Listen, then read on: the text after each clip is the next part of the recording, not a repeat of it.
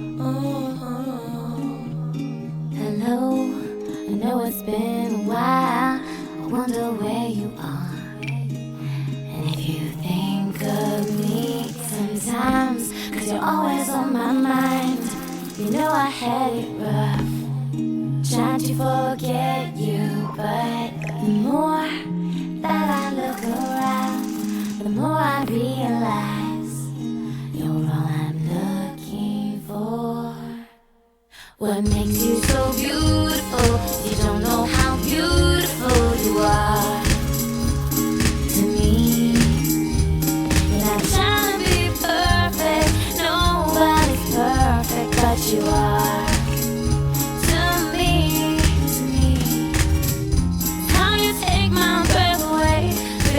words that I don't say. I wish somehow I could say them now. Oh, I could say them now.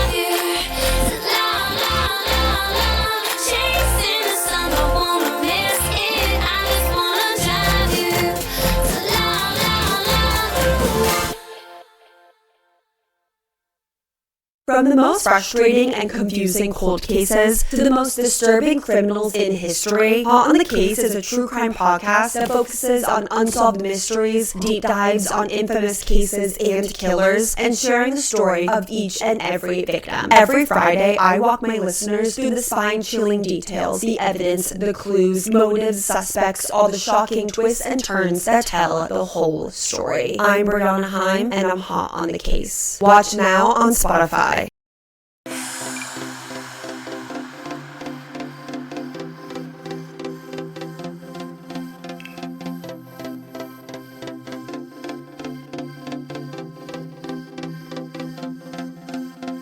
You got your way with me now, didn't you? I don't know why. Things you do are things we've done before. Don't you be looking at me, darling, with your sneaky eyes. Now what can you be looking at me for?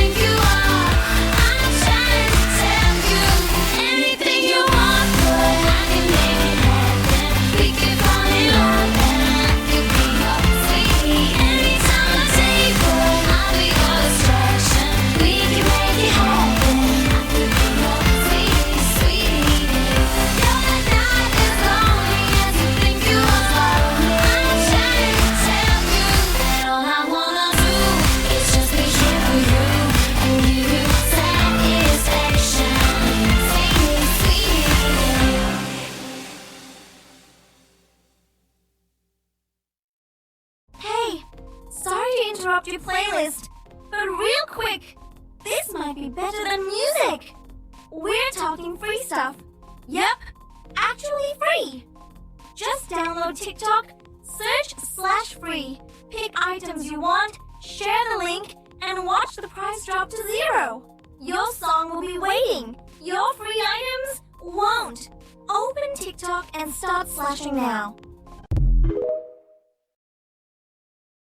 It's time to refresh everything you thought you knew about soda. Because Poppy's changed it for the better forever. Mouthwatering, bold, and so refreshing. It's everything you love about soda, but with 5 grams of sugar, ingredients you can love, and prebiotics. And with 17 flavors and counting to choose from, there's a vibe for everyone. Poppy, soda's back, but so much better.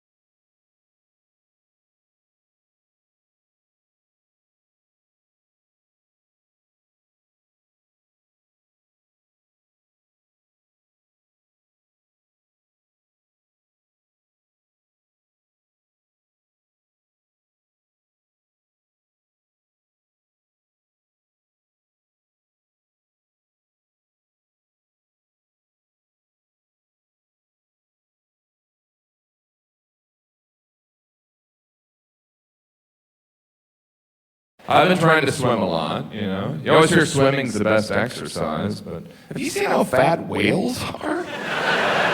Whales, they're like swimming all the time. It's not working, whales. Not working.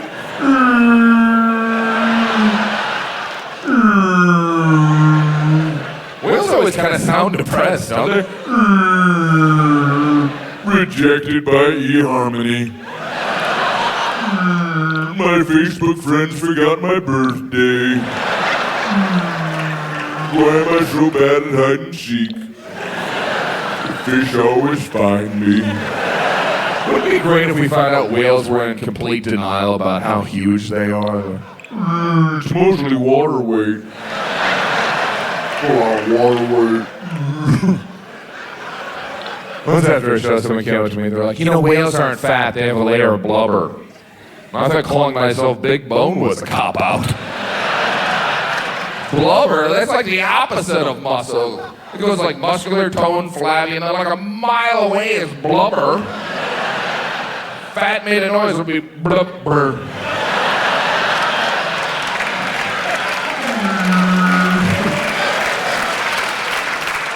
Damn you, plankton, you don't even taste good. Plankton, that can't be that high in calories. That's gotta be frustrating for some whales. All they eat is plankton. I'll eat plankton. You know, the fish are like, and cupcakes. Just plankton sprinkled on pizza. It's mostly water weight. I do love whales. I don't want you to get the wrong idea. But it's not like there are people that are anti-whale anyway. You know, it's like, oh, don't bring up whales around my dad. He'll go off. Damn whales are all fat and lazy. Living under government. Taking our jobs. Blah, blah, blah, blah. Blah, blah, blah. Blah, blah, blah, blah, blah, blah. Whales must have poor body image. Can you imagine having a part of your body called a blowhole? And it's on top of your head? You think when whales get older, they have less control over their blowhole? They're just in the middle of a normal conversation. What do you say? You and I grab some plankton.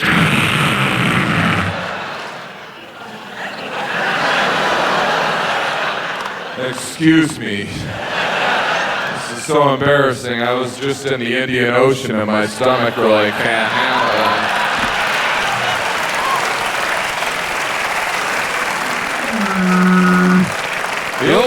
whale geography diarrhea joke. Coming in handy. You always hear number one killer of whales, mankind. You know, as if there's tons of competition. Let's take a look at the leaderboard of whale killers. Still number one, mankind. Number two, the pelican with a machine gun. And a distant third, the lion on a jet ski. Back to you, Bill.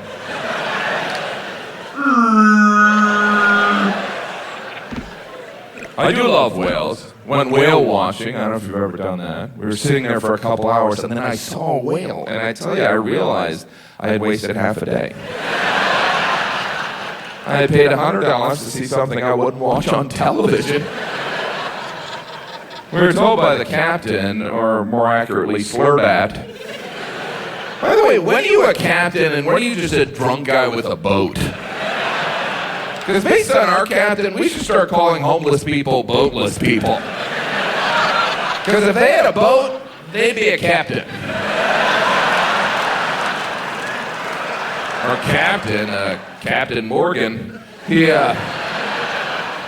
told us the whale we saw was a sperm whale. You know, I don't know who came up with that name, maybe like an 8-year-old boy. I was thinking sperm whale or booger whale. Sperm whale, really? There wasn't one scientist back then to be like, well, obviously we're not really going to call it the sperm whale. This is going to be in textbooks. Come on, people.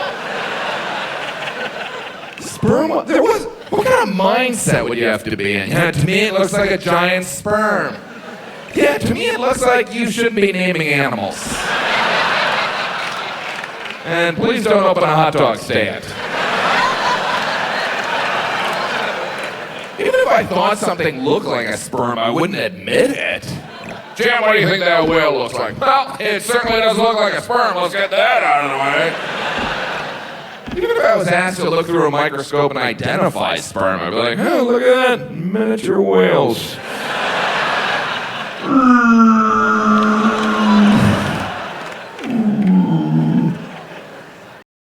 I like to talk a little bit about Chinese buffets.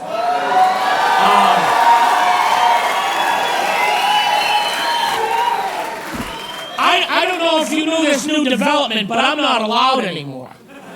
They all have my picture with a big slash through it. No buffet. Buffet not for you. Son of a bitch. You order from menu. You order a la carte. A la carte, yes.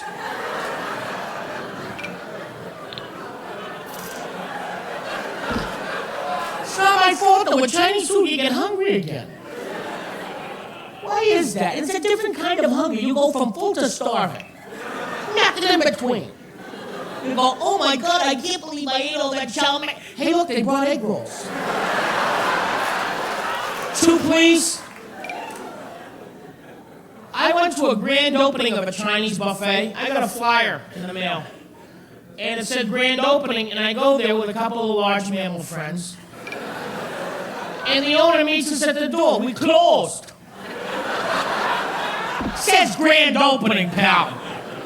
No, we closed. No buffet here. We dry clean now.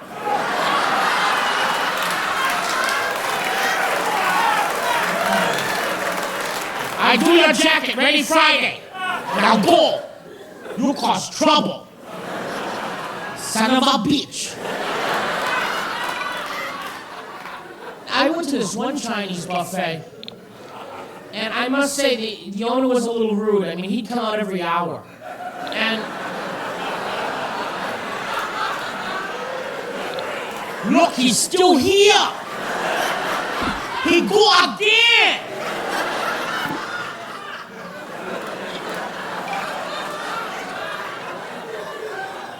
What he was doing, I found out, was putting more MSG in the food as I went up. So about the 7th or 8th time, I was slipping into an MSG coma.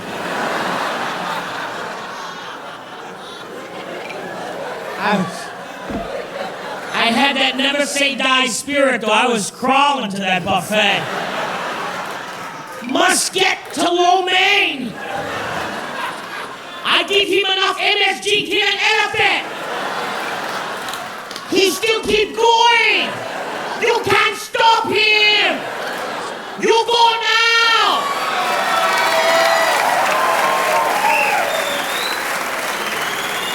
You're here 4 hours.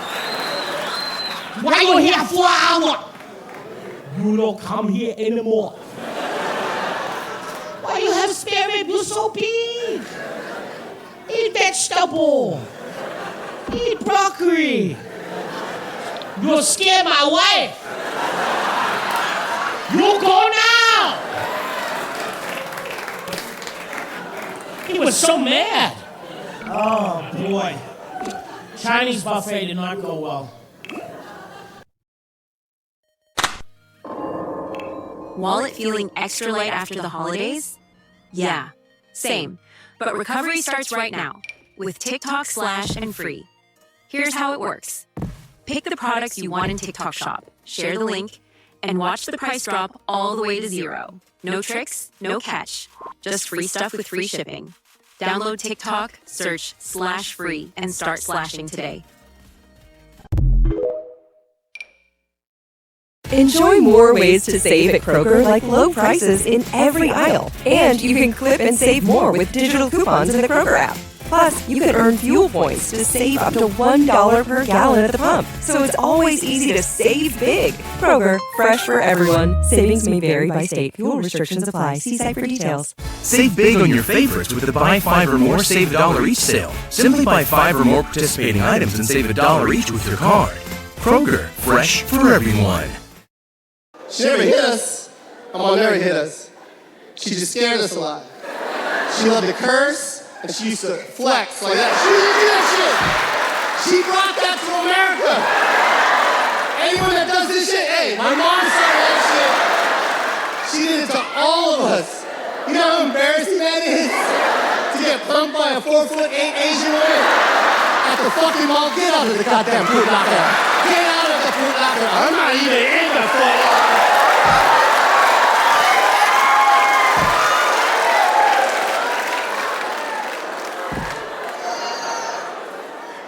I used to cry. I used to cry and tell my mom, when I have kids, I'm never gonna do what you do to me to my kids.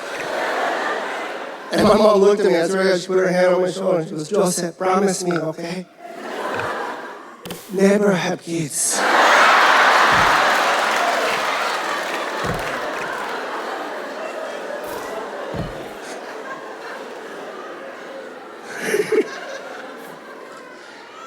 Shit on my drink. Yo, I'm telling you this, man. I became a comedian, which is totally against the grain when you have a Filipino mom. If you have a Filipino mom, that is not the career choice you're supposed to have. Filipino moms predetermine what their kids are supposed to be when they grow up. And you know I'm not making this shit up. There's a lot of Filipinos in here right now that are nurses.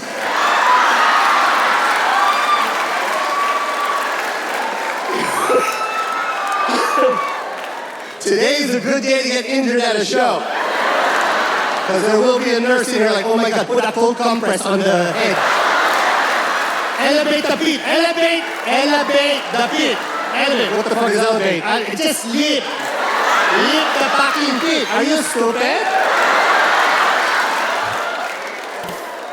And I'm not, hey, look, I'm not shitting on you for being a nurse. That's a great job, great benefits, good money. I'm just saying, it wasn't your dream. That was your Filipino mom's dream. My mom wanted me to be a nurse. Are you fucking kidding me? Filipino moms shit on their kids' dreams. And you know I'm not lying. You know I'm not lying. They can't have a dream. What are you talking about, dream? I told my mom I wanted to be a comedian. She cried. Why?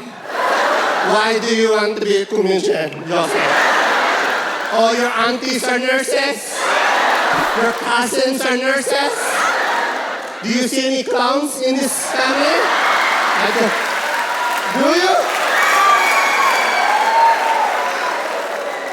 Shit on my dream right there.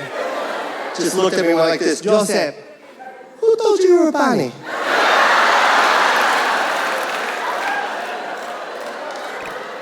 It wasn't me. That's fucked up. I'm just saying, you're a nurse, God bless you, but you know there's some nurses out there that didn't follow their dreams. There's some nurses working at the hospital that wish they were Jabberwocky. You know exactly what I'm talking about. Hey, follow me to the x-ray. I'll follow you.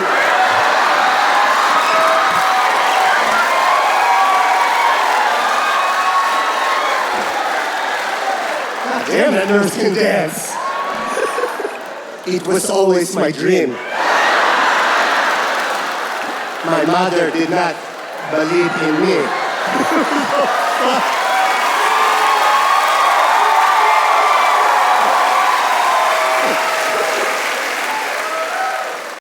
I talked to a lot of people before I got engaged, you know, and I heard this expression about whether or not you should get married. This is an old expression. People say this. They say, why buy the cow when you can get the milk for free?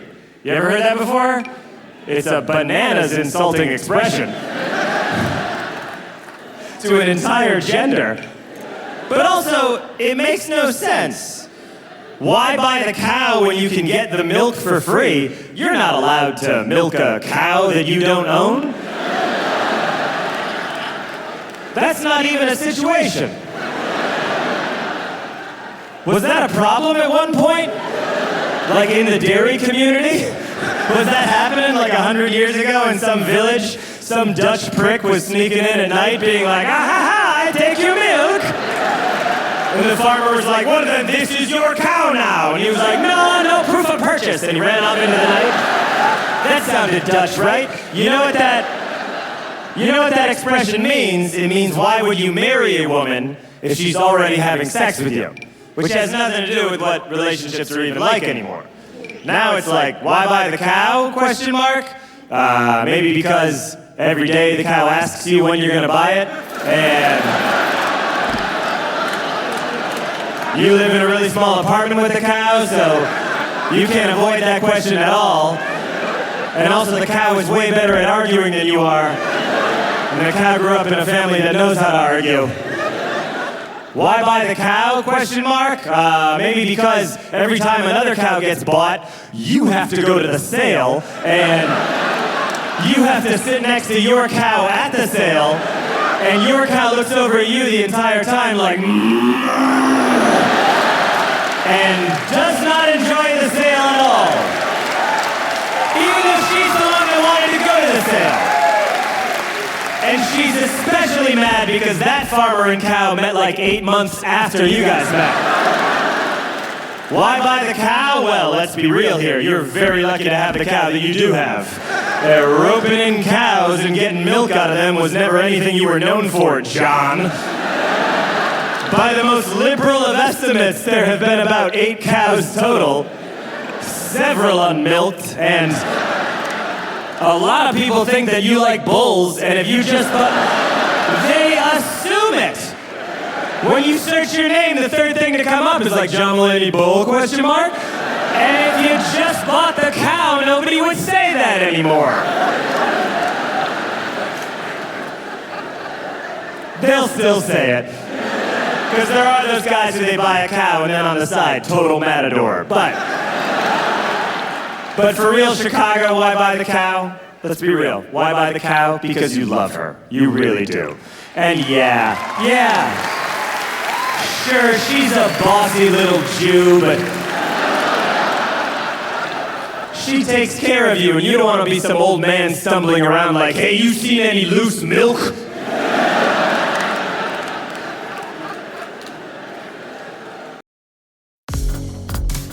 Let your music taste shine with Premium. Host a jam with your friends and share your favorite songs with the entire squad, without ad breaks. You can also play your favorite albums in any order with unlimited skips and repeats. Tap the banner to learn more.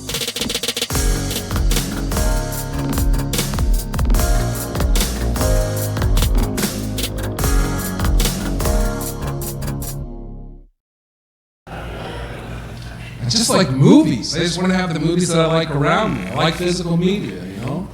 Like I just like movies, but I'm not one of those people that says they're into film. You know, the guy's like, I'm into film. It's like, no, you're into movies. You just think you like the right ones. If they say they're into film, they'll say something more pretentious like, I go to the dentist.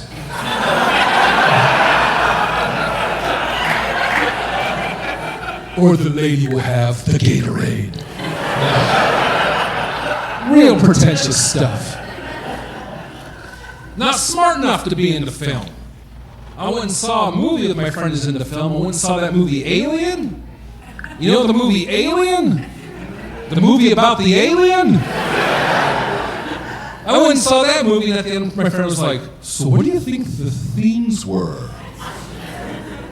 What do you think the director was trying to say? I go, man, I don't know. Why the fuck was that alien so wet?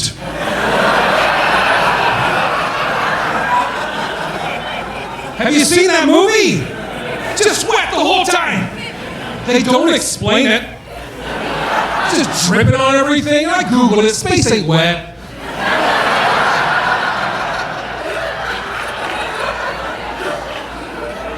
Same thing with Jared Leto. That guy seems wet for no reason. Right? Yeah, real wet. Jason Statham, moist.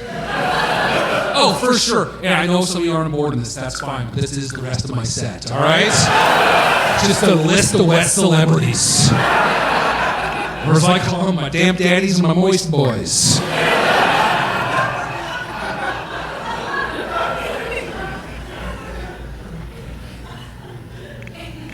Just like the movies, man. Just like going to movies. My favorite thing in the world to do is to go to the movies alone. It's my favorite thing in the world to do. And people want to go with me, and they're like, can I go with you? I'm like, no. I don't want to hang out with you in the dark. If I were to sit next to someone who doesn't talk to me, I'll go hang out at the urinals again.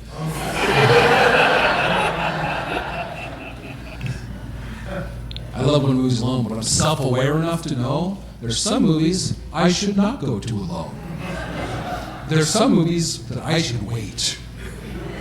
I love Pixar movies. Not going to those alone. Imagine you're a parent and I'm in the back row, alone. It's dark and I'm just in my popcorn and mumbling, you know, like, oh, I hope that fish finds its dad, you know.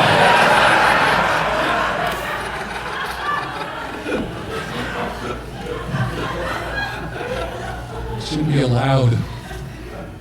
My favorite movie-going experience of all time is I sat next to this family that was super loud, but they weren't talking, they were chewing. Yeah, just big crunches in the night. Every once in a while I hear a and I'm like, what the fuck is happening? What is going on? What is going on? And then I hear this little kid at the end of the row go, oh no. I dropped it! I dropped the pickle!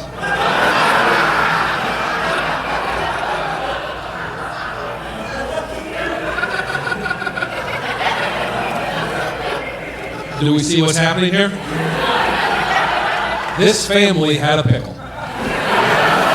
One pickle. One pickle. A communal pickle. A family pickle. A movie pickle. That's fucked up. That's messed up. You don't go to the grocery store. Right? You don't do produce to a movie. They go to the grocery store. They're like, oh, one pickle, please. We're seeing The Conjuring 2. And I don't want to overgeneralize, but those kids are definitely homeschooled. Yeah, I had homeschool friends growing up. Good people, weird snacks. You have fruit by the foot? No, but I have cornmeal by the decaliter. What?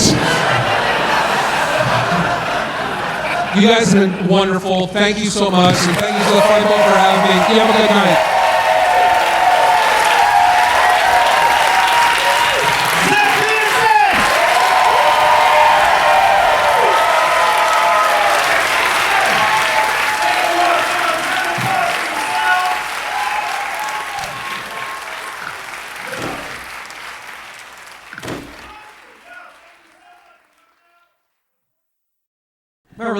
the movies. I like the previews for some reason. I like to get there. I don't want to see just the movie when I get there. I like to see some previews first.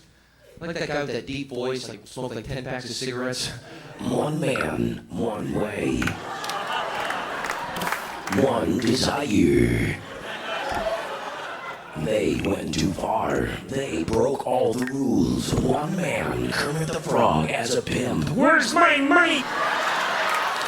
Where is it? One man, one way. What a weird voice. That's the only thing that guy could do for a living, you know? He couldn't be a mechanic or anything. Hey, how much is that transmission gonna cost me? An arm and a leg. Just imagine having sex with somebody. That'd be hilarious, you know? Oh yeah, the desire in your eyes. The passion between us burns with fire. Oh yeah, one way in, no way out.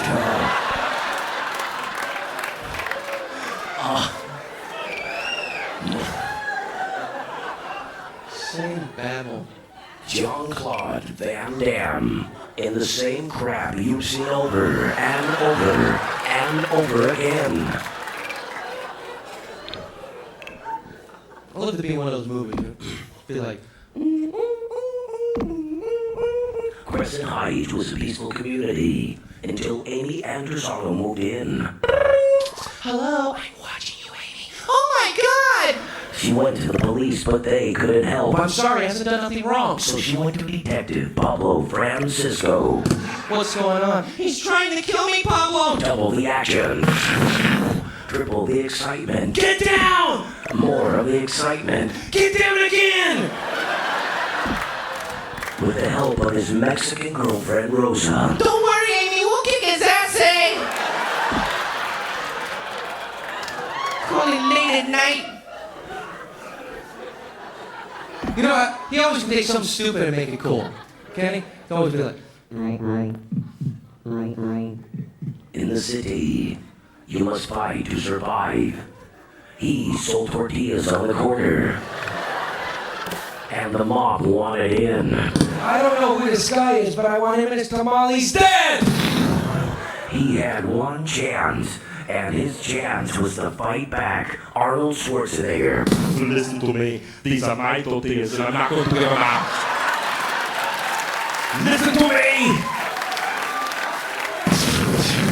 In a place where they didn't know his name. Mijito, who are those men who came here? What's happening? Listen to me. Listen to me. Keep your head down. They're trying to take my tortillas! One man, one solution.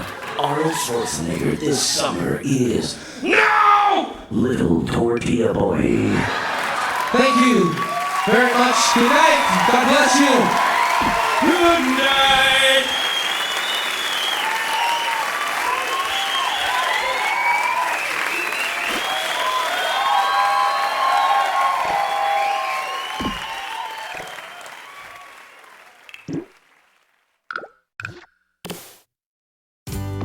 At Kroger Pharmacy, Care is making things convenient so you can shop and get alerts when your prescriptions are ready. Plus, our pharmacists help you find lower prices by accepting most prescription discount cards. Kroger Pharmacy stays open 7 days a week with weeknight hours, so we can help you get what you need when you need it. That's convenience that works for everyone. Kroger Health, a world of care is in store. Services and availability vary by location. Age and other restrictions may apply. For coverage, consult your health insurance company. Visit the pharmacy or our site for details.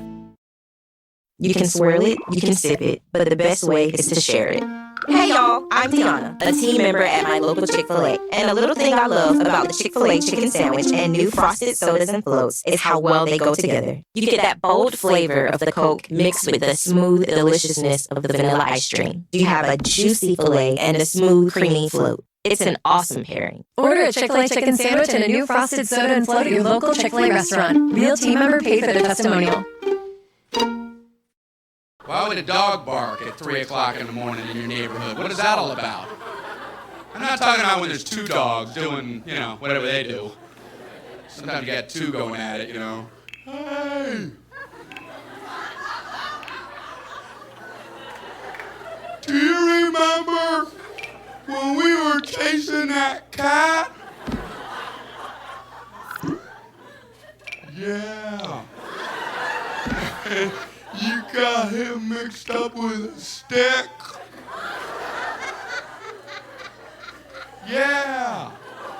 Yeah, I was thinking about that. That was fun. Yeah. I'm not talking about that. That's not what I'm talking about at all. I'm talking about when there's one dog, doing a monologue like at 3 o'clock in the morning. What are they doing? I think they just go out on the porch at that hour and just go, hey, it's nice and quiet. Why don't I bark it up for no reason whatsoever? Hound, hound, hound, hound, hound, hound, hound, hound, hound, hound, hound, hound, hound, hound. And then right when you think they're done, hound, hound, hound, hound. What the hell's the matter with you? I'm a dog. Barking. How do you argue with them? Wouldn't it be weird if people were like that for no reason? Like if some guy went out on his porch at 3 in the morning, nobody knows him. Like new to the neighborhood, just goes out there, hey! Hey! Hey! Hey! Hey! Hey! Hey! Hey! Hey! Hey! Hey! Hey! Hey! Hey! Hey! Hey! Hey! You all right? Hey! Hey! Hey! Well, hey, that's it for me. Thank you all very much, folks.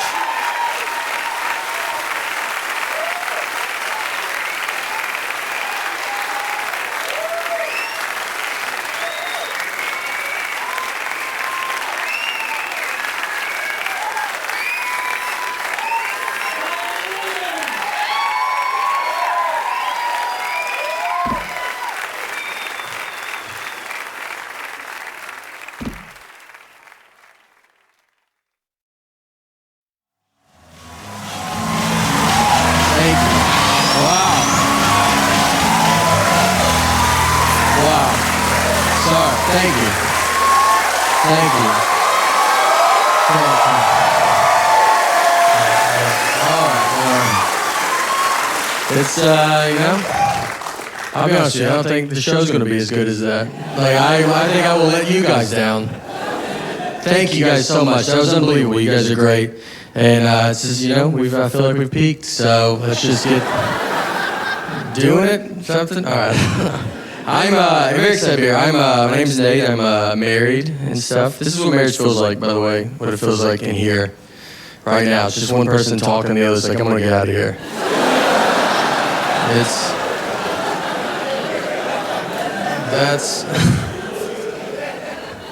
I'm from Nashville, and me and my wife, we were in Nashville last summer, and we went out on the lake with some of our friends, and we were like floating around in the water, and there was a guy in a boat like right next to us, and my wife was like, oh, that's my ex-boyfriend in that boat. Now, I didn't know who he was, so she didn't have to say that at all, She was just basically like, you having fun? Because I like to put a stop to that. And make you stare at this guy the rest of the day. So I'm like staring at him, and I look at my wife, and she's staring at him, and I feel like she's staring at him to see what her life would be like if she didn't marry me. So I started staring at him because I want to see what my life would be like if I didn't marry her, And we were putting so much pressure on this guy, and we stared at him for a while. He did nothing exciting at all. And, we looked back at each other and just realized, we don't have a boat. That's the only difference. My friends were like, you should have went and tried to fight him. Why didn't you go fight him? And I was like, well, I would have had to swim over to that fight. So I don't know how intimidating that is for a guy to see a head in a life jacket floating his way. And then I gotta get in the boat, Like, you ever try to climb into a boat from water? It's not aggressive. It takes an hour if no one is in the boat. Like, if he's in there, I'm never gonna get in. I would need his help. I'd be like, could you help me into this boat? I can't tell you why, but I really need in this boat.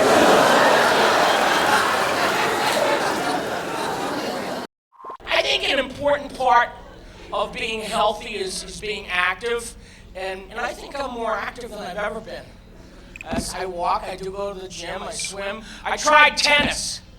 I took lessons. I didn't do well. I had a bad instructor because I would hit the ball to him, and he would hit it over there.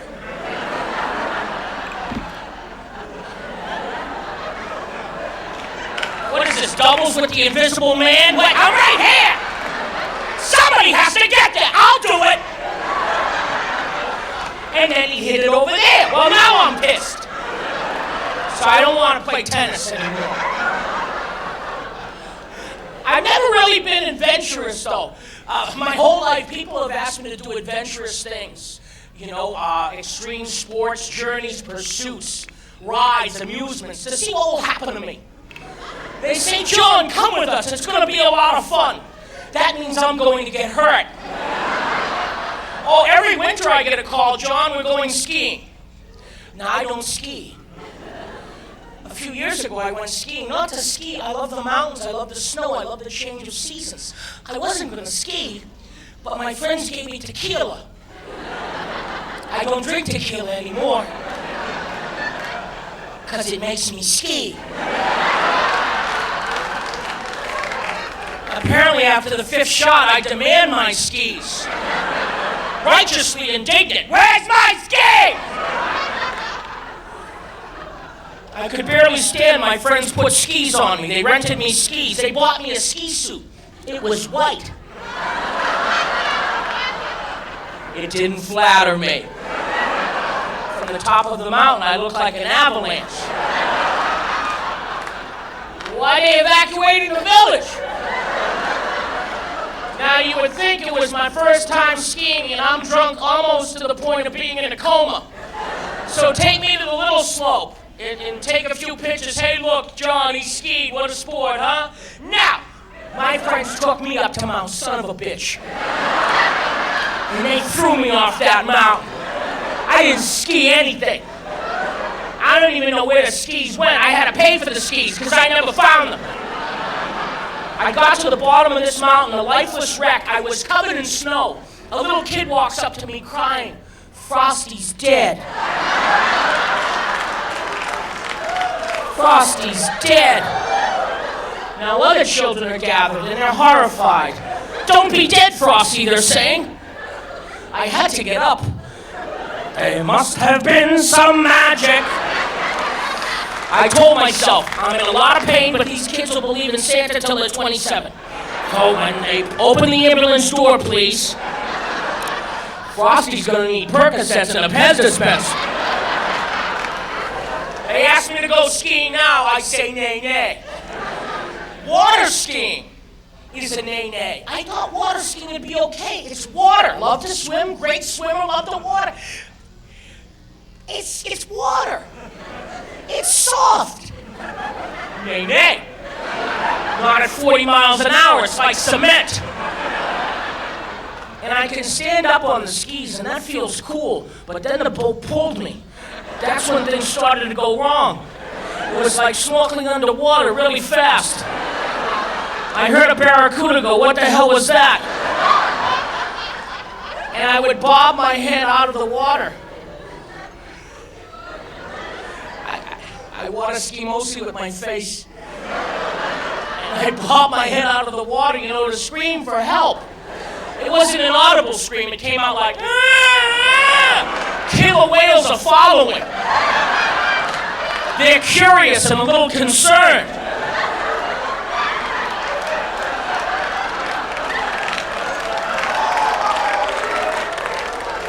Is everybody here? Who's that? He doesn't look like us, but he sure sounds like us in pain. Ah! Let him go, he's just a baby! My friends thought I was being funny. Ever the comedian, John, when you were bobbing your head out of the water, I was laughing. I couldn't breathe. I couldn't breathe either. You should have stopped the boat.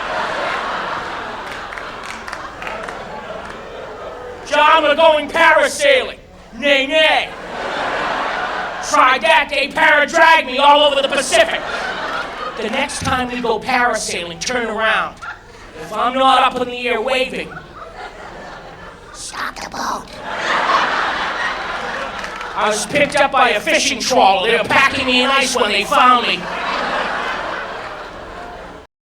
Ever wonder what really happened behind the world's darkest crimes, twisted cults, and chilling conspiracies? I'm Chris.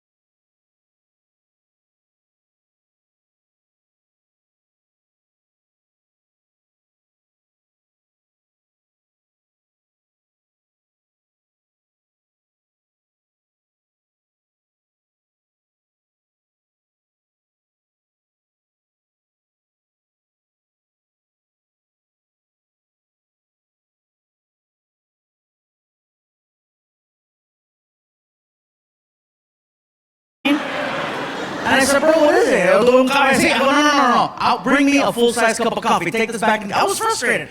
So the guy's like, okay, and what do you want? Okay. So he grabs it, all pissed off, and then he goes in the kitchen and he starts talking trash to one of the cooks. He's like, and then he comes back with a bowl of Cuban coffee, okay? And he puts it down in front of me and he won't leave the table. He's like, okay. And I'm like, hey, okay. Okay. Oh, I get it. He wants me to make sure this is what I want, what I want, right? So I pick up the bowl and I take a little sip of it. And when the coffee hit my tongue, I was like, oh my God, this is the most concentrated coffee I've ever had. It was really, really strong. And then it clicked. That's why they bring you a little shot glass of this stuff. So now I don't want to look stupid making him take a bowl of coffee back in the kitchen. So I picked it up to my face again and I drank the whole thing.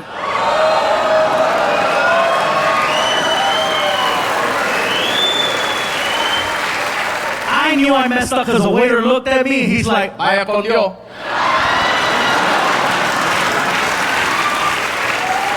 He goes back in the kitchen, he's like, no, call 911.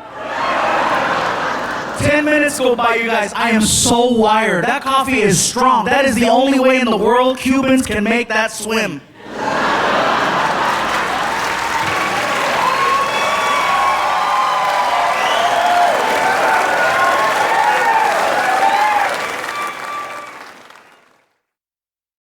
One thing you do in rehab, you sit down with your counselor and you go through your phone, and a lot of times they'll have you delete and block any drug dealers or any bad influences, numbers that you have. In some cases, you reach out to the people first and you tell them, hey, I'm going to delete and block you so that they don't try to track you down later. It's called breaking up with your dealer. So I did this one day. I sat down with my counselor. I go through my phone. I went to my main dealer, Arvin, first. And I texted him and I said, hey, I'm deleting and blocking you. I'm never going to buy drugs from you again. I'm sober now. And then I didn't know how to end the text.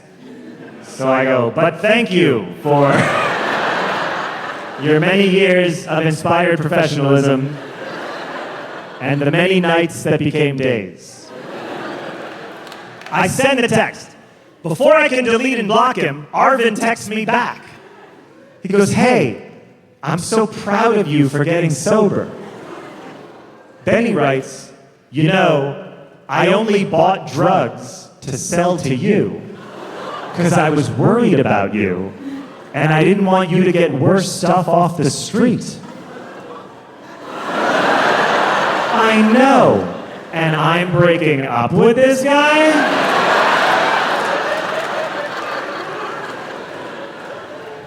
So I can't delete him now. I text him back.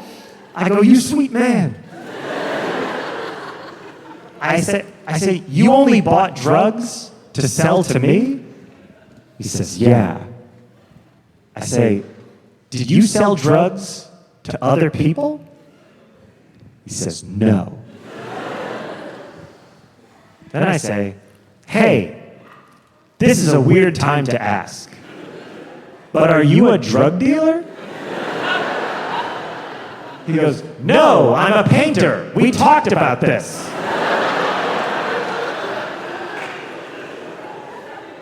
Boston. To this day, I have no idea how I know this person.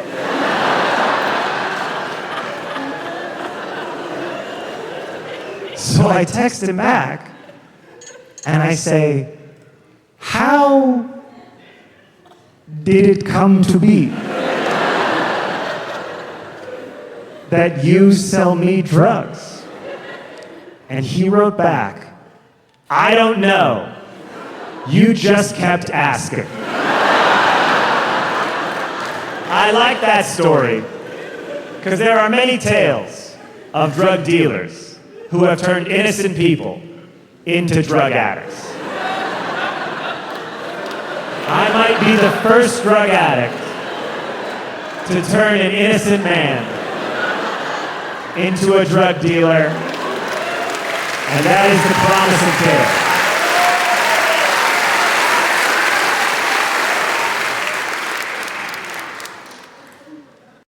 Jumpstart your January goals at Whole Foods Market. They have hundreds of yellow sale tags for feel-good savings across the store. Explore sales on sustainable wild-caught sockeye salmon fillets, organic boneless chicken breasts, and many more quality finds to support your wellness journey. In fact, Whole Foods Market is the only certified organic national grocer. Shop Whole Foods Market with so many ways to save all month long.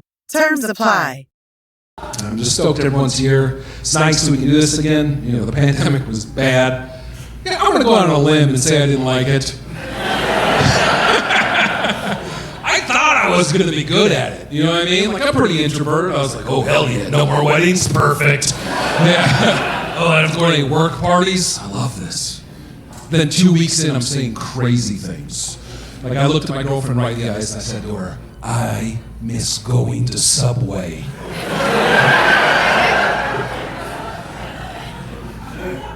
No one misses going to Subway. Like I'm at home lamenting shiny meat. You know, I'm like, oh, do you recall? Do you recall in the before times? Do you recall how the ham shimmered? Oh, 'twas but a fortnight since I've had a PMT.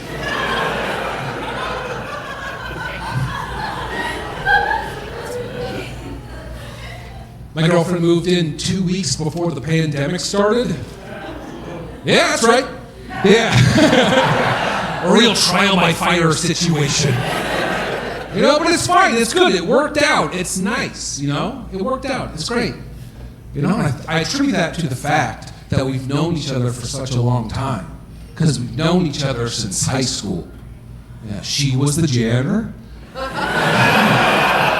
like, I need a good bucket boy, right? I like the way you slop your mop. Let's do this.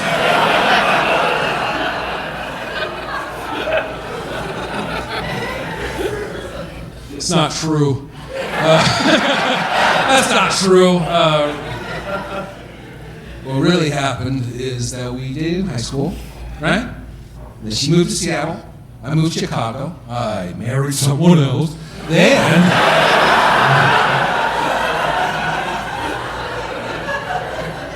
moved back to Nebraska and started dating again, right? Things are great. And when I tell people that, they're like, oh, that's so romantic. That's like a Hallmark movie. I guess. I don't know. I've never seen any of those movies. They show penetration.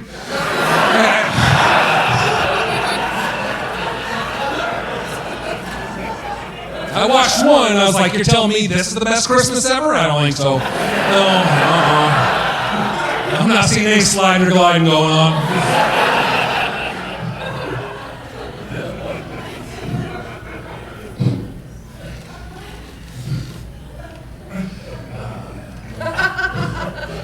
I will miss one thing about the pandemic, and that's pandemic Christmases. Yeah, they were wild. They were unhinged, right? Everyone bought gifts for each other, and we had no idea who we were anymore. Right? It's like, who are you and what do you want? I'm like, I have no idea. I put together puzzles and wear sweatpants. Well, what do you want? I want to hug my dad. You know?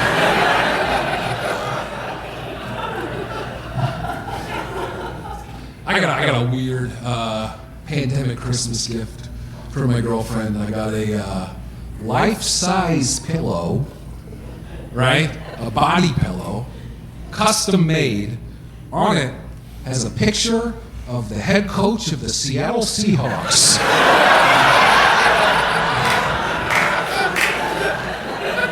You know Pete Carroll? He's in my bed right now. I don't understand that thought process, right? You know, it's like, this guy likes football. He must want to sleep with an older man.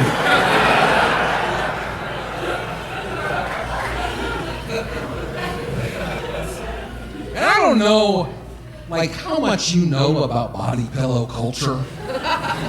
You know what I mean? The folks that usually get life-size body pillows, custom made.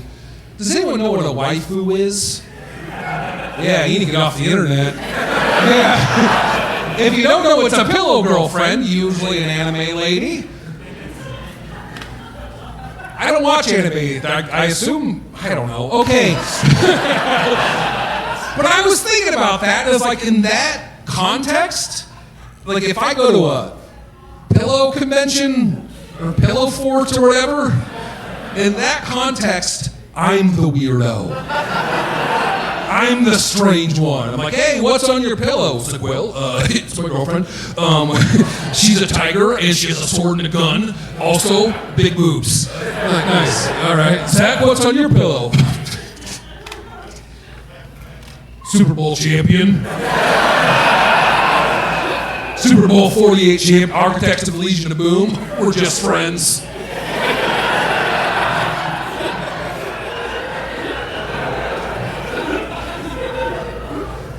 Makes sleepovers weird.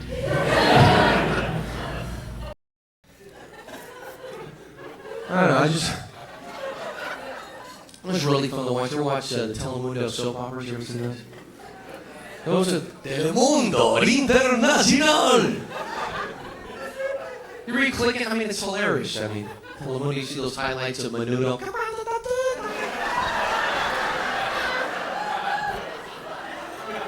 Right, you got tight butts.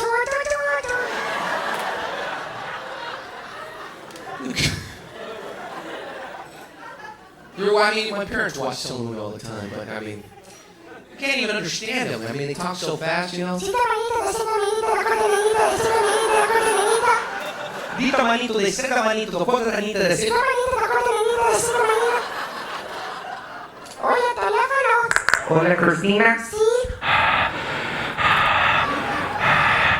Oh, cochino puto. Síndrome libre de corte de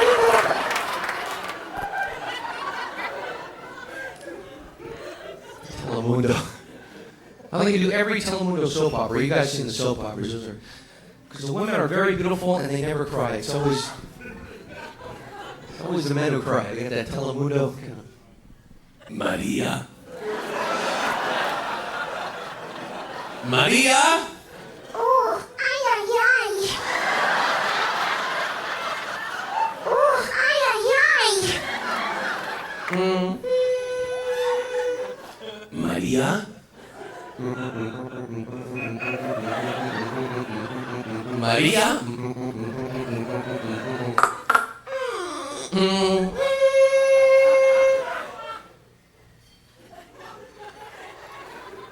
Maria.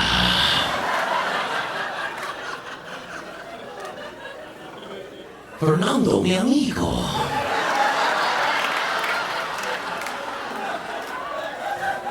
Mr. Cucci Cucci.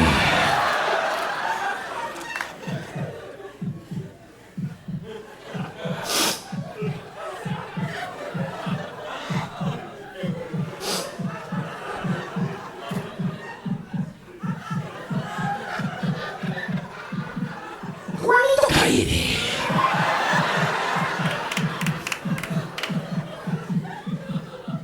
¿Por qué? ¿Por qué, María? Juanito. Ay, ay, ay. Fernando. Muy grande.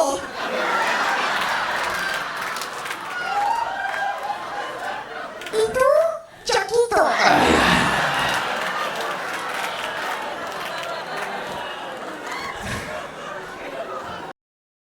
You know that Big Bargain detergent jug is 80% water, right? It doesn't clean as well. 80% water?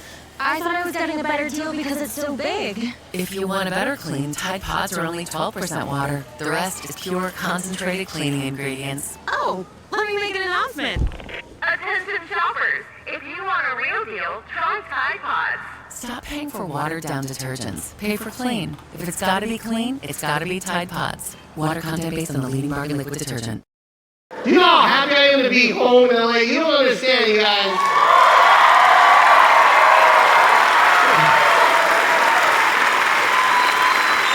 Because I'm on the road all the time, and I gotta go to places where it's like I'm looked at like they've never seen this shit before. You know what I mean? Like they're not. I go to Louisville, and I am the Asian population. It's like me and like a couple nail salons, and that's it. And I go to these places, and it's tough because you when you live there, they have things that we aren't used to, and like they got tornadoes in Louisville. Like I've never been in a tornado before, okay, and I don't know how to react, and I don't know what to do, you know, because I'm never part of that. Like this is what happened when I was just in Louisville. A tornado hit Churchill Downs, where they run the horses, okay, blew the roofs off the stables, and threw horses across the fucking street. And I was there. And I'm like, I don't want to be here. I'm a comedian. I don't want to be here. I don't know what a tornado is. They had warnings the whole week that I was performing there. And if you never heard a tornado warning before, it's this sound, this alarm sound. It's creepy. Like if you're not from there, you don't know what the fuck it is. I was walking to the comedy club, and this is what I hear. It's a...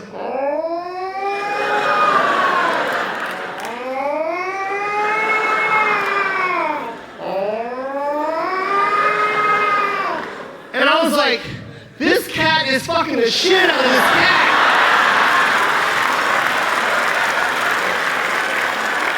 I want to see these two cats fucking, because the other cat is fucking like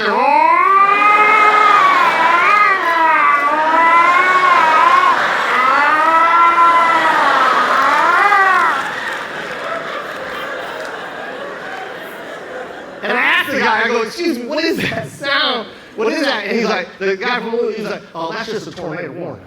That's what he said to me, that's just a tornado warning. And I was like, well, shouldn't we fucking hide? And this is what he said to me. He goes, oh, no, it's not going to come. It's not going to come through here.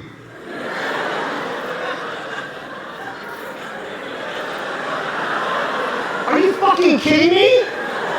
Like, that's why their houses get blown the fuck away, because he talks to tornado all day, like, hey, tornado, you gonna come through, here? Tornado's like, nah, I'm not gonna come through there. It's a fucking tornado. You don't know when a tornado's gonna appear. It just fucking starts spinning, it just starts. It's like an annoying gay friend that crashes your party, like,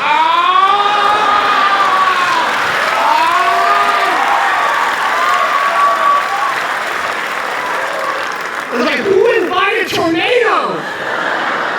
He's blowing everybody.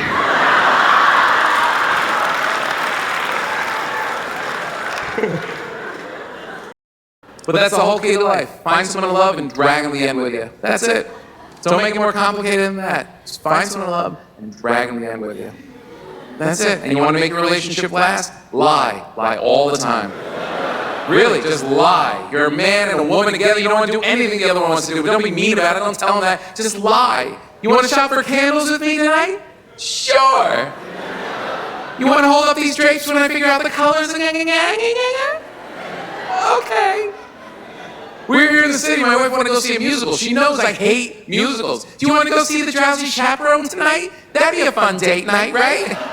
It sure would. I hate musicals. But luckily, a friend of mine at the Comedy Cellar gave me a joint the night before. And I don't smoke weed anymore, but I'm like, who throws out a joint? Let me keep it in case of an emergency. I'm like, The Drowsy Chaperone, I think we have an emergency. So I throw it in my pocket. I'm like, maybe I won't need it, you know? But I get up there, it's like all the posters are goofy. They're like, it's gonna suck. So she goes and sits down. I sneak into the men's room. This is totally irresponsible. A grown man. I lock myself in the stall. I smoke the whole thing. Marijuana smoke, illegal marijuana smoke, just wafting out into a Broadway lobby. But you have to understand something. At the theater, I'm a white guy in a suit. The worst thing that can happen to me is some guy approaches, sir, do you smell that? All I have to say, outrageous.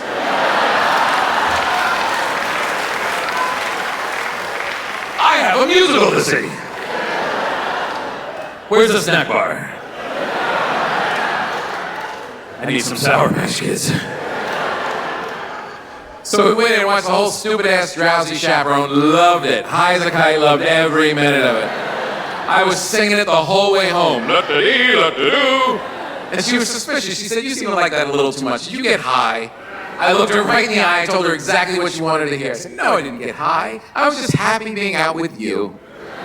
She knew I was lying. I knew I was lying. But we went to bed happy. That's the point. It's the same as when she says my love handles are cute. They're not. They're creepy. When I'm jogging down the beach and I have two basset hound cheeks flapping over the side of my suit, she probably wants to throw up, but she lies. I went to an herbalist. Nice lady. This herbalist lady, she said to me, are you a vegetarian? Not in the strictest definition. Like, I'm trying to be a vegetarian. Like, I don't eat veal, but he grows up. I'll kill him on the front lawn. He's got to go. Actually, I don't eat veal because it gave me nightmares. I dreamt the mother cow came into the restaurant while I was eating veal parmesan. She'd walk in, have you seen Timmy? I'll help you look for him. Let me get a doggy bag. So, no veal. And I used to love lamb. Lamb chops, Yitos, my favorite. Oh, lamb. My friend owns a farm. I go up to the farm. He has livestock. He gives me a baby lamb to hold. It falls asleep in my arms. I love lamb. He says to me, it fell asleep. It trusts you. It has very poor judgment.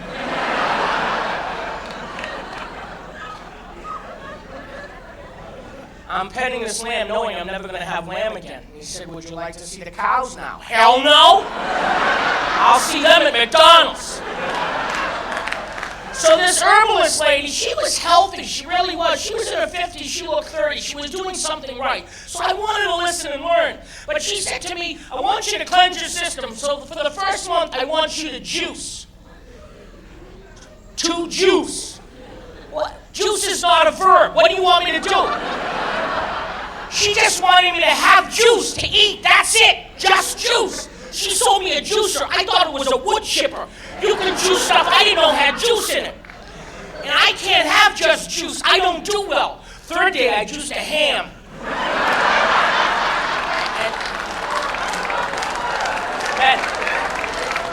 Yes. She called me up. How you doing? I'm juicing. Let me get this Krispy Kreme in here. We'll be good to go.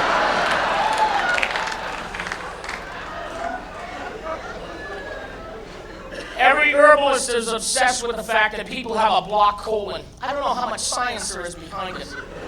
I walked in and she said, you have a blocked colon.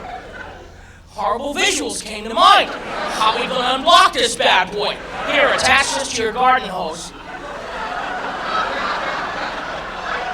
Lady, I have neighbors. I'll get a letter from the Homeowners Association. Please do not clean your colon on front lawn. Signed all of us.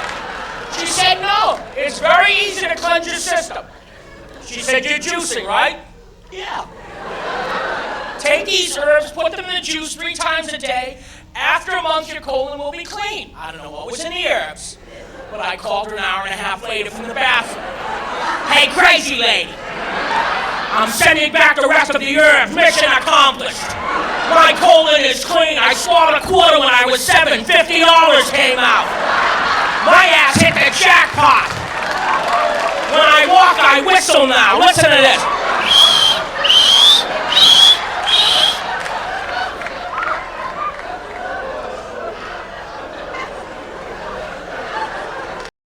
Enjoy more ways to save at Kroger, like low prices.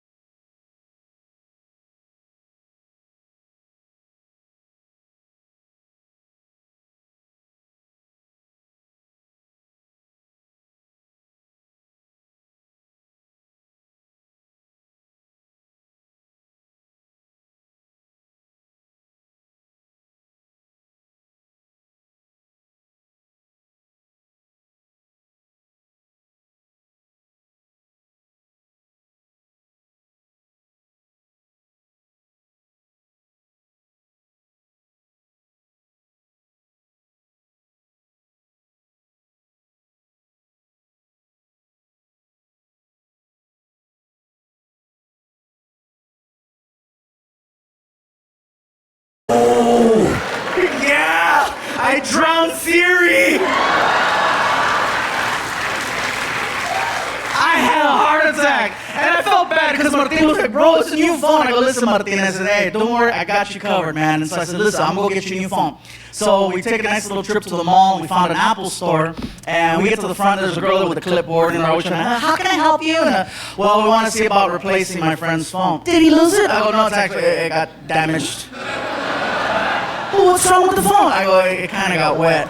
And then she looks at Martin, oh, did someone drop it in the sink? Like, no, not exactly. He said, oh, he dropped it in the toilet? He wishes. She goes, well, we have a few in stock. Would you like a black iPhone or would you like a white iPhone? I said, well, you know, Martina and I have the same color iPhone. I said, we both have a white one. So I says, just so we don't have the confusion of always grabbing each other's phones, I said, Martin, would you mind getting a black iPhone? He goes, yeah, but does the black iPhone have Siri? And I'm like, what kind of a question is that? Why wouldn't the black iPhone have Siri, right?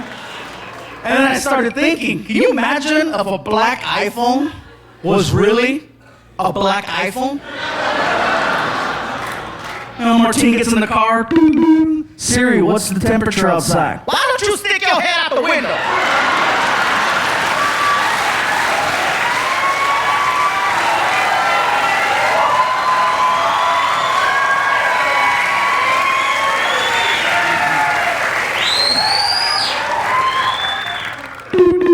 Siri, talk dirty to me. You better not pee on me. Okay, I ain't like that white iPhone.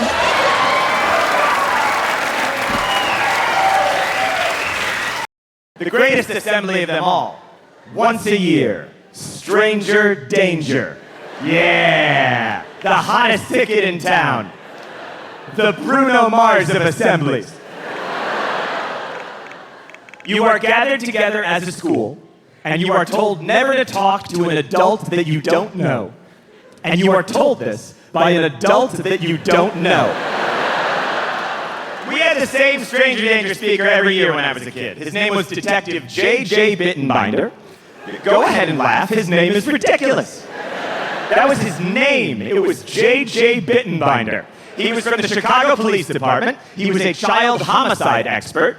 And, oh, geez.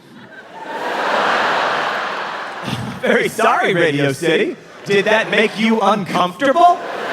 Well, guess what? You're adults, and he's not even here. So try being 7 years old, and you're sitting 5 feet away from him. He's still got blood on his shoes. And he's looking at you in the eye to tell you for the first time in your very young life that some adults find you incredibly attractive. And they may just have to kill you over it. Okay, c'est la vie, go be kids, go have fun. Bittenbinder came every year. By the way, Detective J.J. Bittenbinder wore 3-piece suits. He also wore a pocket watch. 2 years in a row, he wore a cowboy hat. He also had a huge handlebar mustache. None of that matters, but it's important to me that you know that. He did not look like his job description. He looked like he should be the conductor on a locomotive powered by confetti, but instead he made his living in murder. He was the weirdest goddamn person I ever saw in my entire life. He was a man most acquainted with misery. He could look at a child and guess the price of their coffin. That line never gets a laugh, but once you write it, it stays in the act forever. So Bittenbinder came every year with a program to teach us about the violent world waiting for us outside the school gym. And that program was called Street Smarts! Time for Street Smarts with Detective J.J. Bittenbinder. Shut up, you're all gonna die! Street Smarts! That was the general tone. He would give us tips to deal with crime. I will share some of the tips with you this evening. Okay, tip number 1, Street Smarts! Let's say a guy pulls a knife on you to mug you, because you remember the scourge of muggings when you were in 2nd and 3rd grade? You know how a mugger thinks, man, I need cash for drugs right now. Hey, maybe that 8-year-old with the goddamn Aladdin wallet that only has blank photo laminate pages in it will be able to help. Let's say a guy pulls a knife on you to mug you. What do? You go fumbling for your wallet, and you go fumbling for your wallet. Well, in that split second, that's when he's gonna stab you. So here's what you do. You kids get yourselves a money clip, okay? You can get these at any haberdashery. You put a $50 bill in the money clip. Then, when a guy flashes a blade, you go, you want my money? Go get it. Then you run the other direction. And our teachers were like, write that down. Like, buy a money clip? Engraved, question mark? You go home to your parents, hey Dad, can I have a silver money clip with a $50 bill in it, please? Don't worry, I'm only gonna chuck it into the gutter and run away at the first sign of trouble. The man with the mustache told me to do it. Tip number 2, street smarts. Let's say a kidnapper throws you in the back of a trunk. This was at 9 in the morning. Let's say a kidnapper throws you in the back of a trunk. Don't panic. Once you get your bearings, find the carpet that covers the tail light. Peel back the carpet, make a fist, punch the tail light out the back of the car, thus creating a hole in the back of the automobile. Then stick your little hand out and wave to oncoming motorists to let them know that something hinky is going on. Can you imagine driving behind that?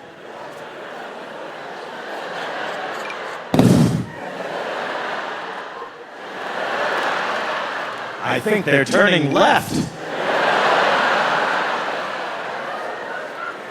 Tip number 3, street smarts. You kids have no upper body strength. And we were like, we know, but hey. If some guy tries to grab you, you can't fight him with fists. So here's what you do. You kids fall down on your back and you kick upward at him.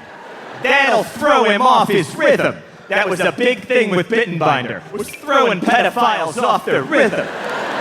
He's not gonna know how to fight back with 2 little sneakers coming at him. If the Lindbergh baby had steel-toe boots, he'd still be alive today. Street smarts. Yeah, he was not a spoonful of sugar helps the medicine go down kind of guy. He was more like brush your teeth, now boom, orange juice. That's life. Bittenbinder, he didn't want us to not get kidnapped. He wanted us to almost get kidnapped. And then fight the guy off using weird psych-out backroom Chicago violence. Like, here's what he wanted to see on the news. Like, we're here with 7-year-old John Mulaney, who fended off a kidnapper earlier today. How did you do it, John? Well, thank you for asking. I used the Bittenbinder method. When I saw the perp approaching, I chewed up a tab of Alka-Seltzer I carry with me at all times. This created a foaming at the mouth appearance that made it look like I had rabies. Now I've thrown him off his rhythm. Then I reached into his jacket pocket where I had planted a gram of coke and I went, whoa, what the fuck is this? And he goes, that's not mine. And I never seen that before. I go, boo-hoo, it's in your jacket. And you're doing 2 to 10 and your kids are going into social services. Now he's crying. Then I grab a telephone book and I beat him on the torso with it. Because as any Chicago cop will tell you, a phone book doesn't leave bruises. Well, that was 7-year-old John Mulaney, currently being sued for police brutality. Bittenbinder told me things that haunt me to this day. He came one year for assembly. He goes, okay, when you get kidnapped, not if, when. Okay, so when you get kidnapped, the place where the guy grabs you, in the biz we call that the primary location, okay? Your odds of coming back alive from the primary location, about 60%. But if you are taken to a secondary location, your odds of coming back alive are slim to none. I am 35 years old, and I am still terrified of secondary locations. If I'm at a place, I never want to go to another place. I'll be at a wedding reception and someone will be like, hey, you coming to the hotel bar after? We're all going to get drinks and keep the party going. I'm like, nah, sister. You're not getting me to no secondary location. You want it? Go get it.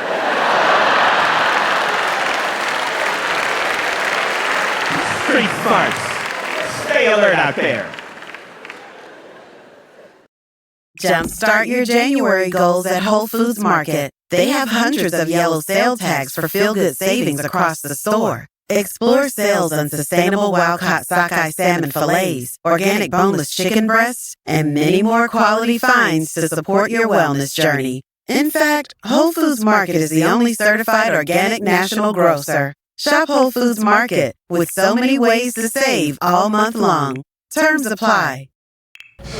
Oh man, I think that's when I came to fear the internet. You know, it's really like I'm older, so the internet's like still weird to me and still sort of scary. And I've noticed that it's made me dislike all the people in my life. You know, like all the people I've liked my entire life, I hate them online now. Like my brother could post anything and it sucks. You know, he's like, did someone recommend a dentist? I'm like, shut the fuck up. We all got our own problems. I want to hear about your mouth right now. There is one dude that I really like. Only one. His name is James. I haven't spoken to him since college. And he only posts one thing on his timeline. His bowling scores.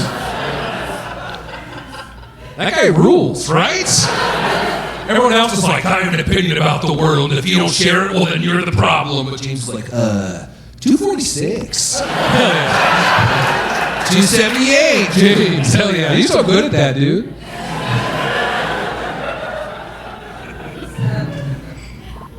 Yeah, TikTok's the new one. Yeah, it's turning my mind into shit. It is. It has taught me something about myself. It taught me that I love watching carpets being cleaned. You watch that? Oh boy. I just sit there, I'm sucked in, I'm like, oh, that's a dirty carpet. Well, how are they gonna clean that carpet? It's so dirty. Oh, they cleaned it. Oh, it's clean now. Oh, that's a dirty carpet, you know? 3 hours later, I look up and forgot what my mom looks like.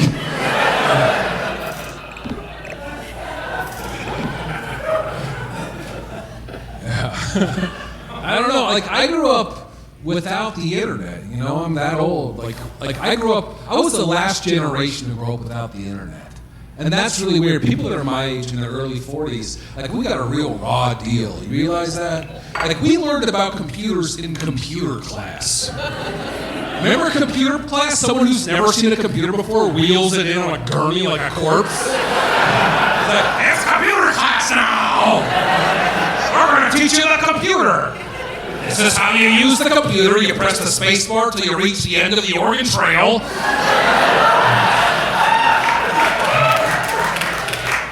Good luck getting a job in 10 years. Yeah, man. Last generation grew up without the internet, right? Everyone older than me, like they had their life figured out, and then the internet came, and they just sort of adapted. Everyone younger than me had it their whole life, right? And I'm right in the middle. I don't belong to either culture. Because everyone older than me has a culture. Yeah, their culture's like, I like Betty Boop, you know? And the Wizard of Oz. Everyone younger than me has a culture too. Their culture's like, I like eating ass and doing Zan.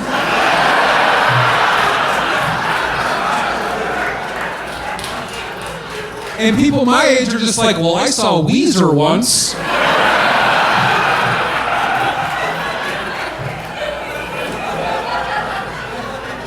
That's all we have. That's it. Mace is the best thing that happened. Come on.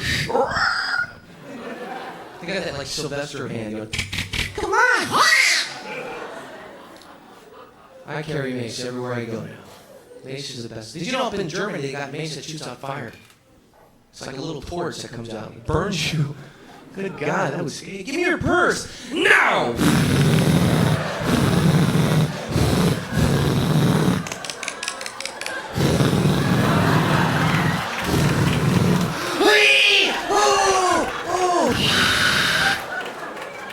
Right there by your huevos. Those scrambled huevos. I think women need to carry the mace. Don't waste your time on those women's self-defense courses. Those are the worst. You ever seen those? No! Hands off! Get away! Scratch. No! And the instructors are really cocky, aren't they? Listen, Jan. Listen, one of these days you're gonna be walking down a dark alley naked, right? Some guy's gonna walk up to you, hey baby, give me some of that hoochie on your Snoopy or something, right? You're gonna have to go, no! Hands off!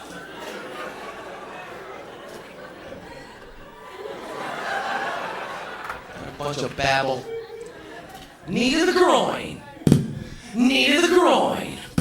Knee to the groin. Knee to the groin. Like someone really attacks you like this. Come here!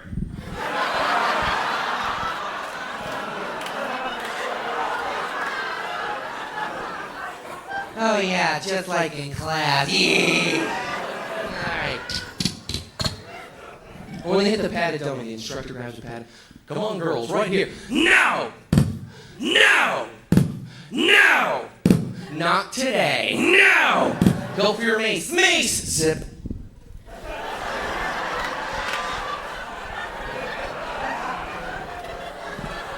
Okay, this is my brother Mark. Want some chiclets? I got some chiclets. A better how bad. The new year isn't about doing more. It's about carrying less. Therapy can help you unpack what's been heavy and bring more clarity, calm, and perspective into 2026. BetterHelp makes it easy to match online with a qualified therapist who can help you see things more clearly and move forward with a little more excitement. See for yourself. Visit BetterHelp.com/Spotify Music for 10% off. I never told anyone where my son got Ting Ting from, so I'm going to tell you where he got it from. All right, my mom speaks Tagalog. All right, Tagalog. First of all, I just don't want you to think my son just woke up one day and looked at his dick and went, "You are Ting Ting." I'm going to tell you the history of Ting Ting. My mom speaks Tagalog, okay? And in Tagalog, the penis is called tite. And my son heard that one day, and he thought he heard Ting Ting. And we didn't want to correct him because he thought he was speaking Tagalog, and it was funny as shit. Like we would watch like VH1 and the VJ were like, "We'll be right back with this independent group called the Ting Tings." My son's like, "Oh yeah,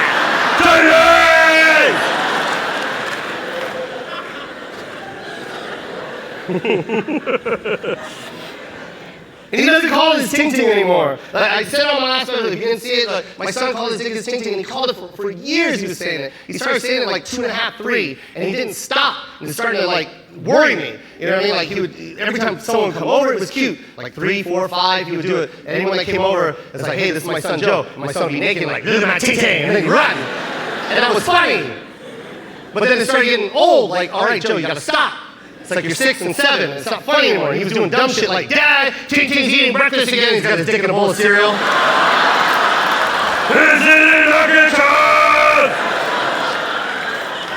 No, like, is this gonna stop? Is he gonna be like 21? He's got his dick in a bottle of beer. "Dad, Ting Ting's drunk again." Yeah, he ain't driving though. He's not driving.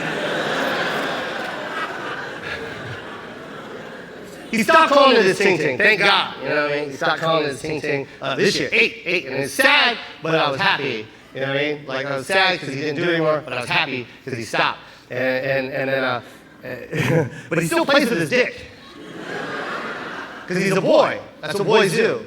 You know what I mean? You discover your dick at 2, and you don't stop. I haven't.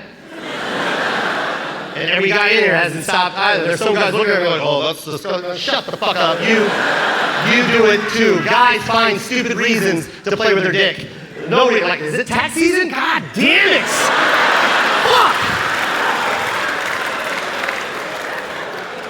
There's old guys in here. I see some old guys in here. They're probably like, that's disgusting. I would never have to do that. He's probably looking at his life. I would never, I've been married to you for 25 years. I would never have to do that. Fucker does it the most.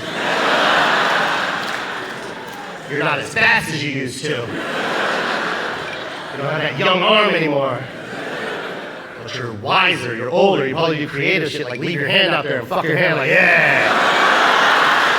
Back in my day.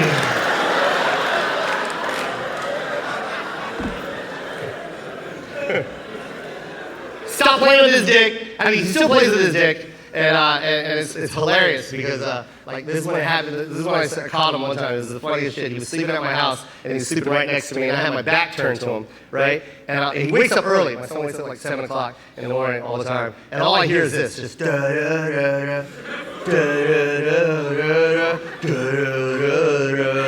da. And I woke up. I was like, what the fuck is he doing? And I looked over my shoulder, and my son had the hardest 8-year-old penis I've ever seen. Like he was dreaming about Transformers all night, and he woke up and went Bumblebee, and his dick went.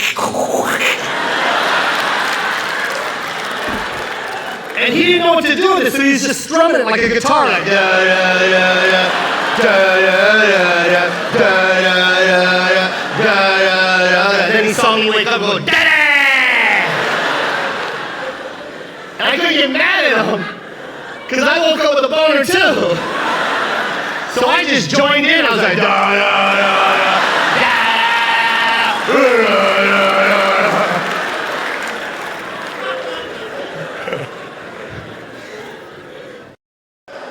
So as a comedian, my hours, like I stay up very late into the night. I sleep late into the day.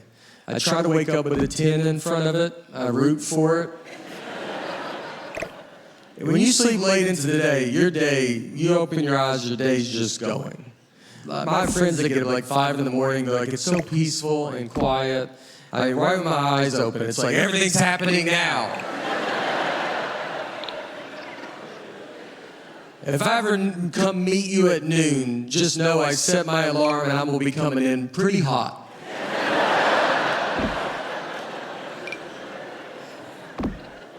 So everybody in our family, everybody's got bedtime routines in their family. So our family, we try to send our daughter to bed like 9:30, something like that.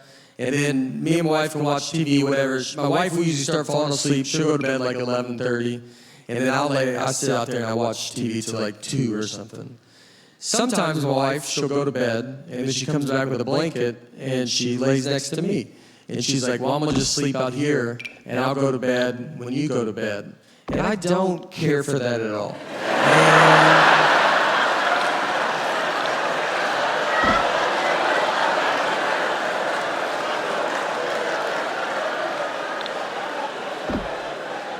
It's like you already promised to go to bed, and I got pretty excited, so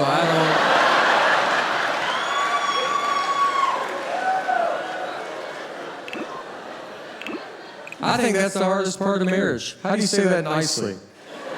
How do you tell the person that you love more than life itself? How do you say, hey, out of all the people on earth, you're the only one I don't want near me right now?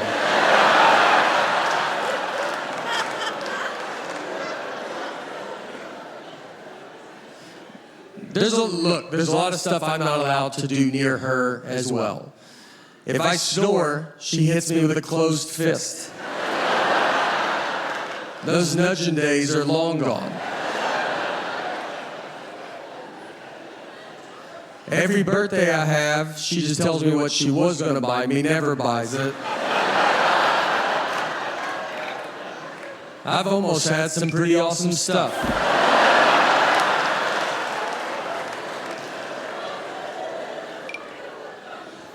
I'm not allowed to eat near her. I guess I chew louder than a lot of humans. And she has the hearing of an owl. If we eat meat, I gotta eat it in the yard like a lion at the zoo. Do you like that gum? I heard you pull up in the driveway, chomping away. God forbid I want cereal, I gotta make sure she's underwater.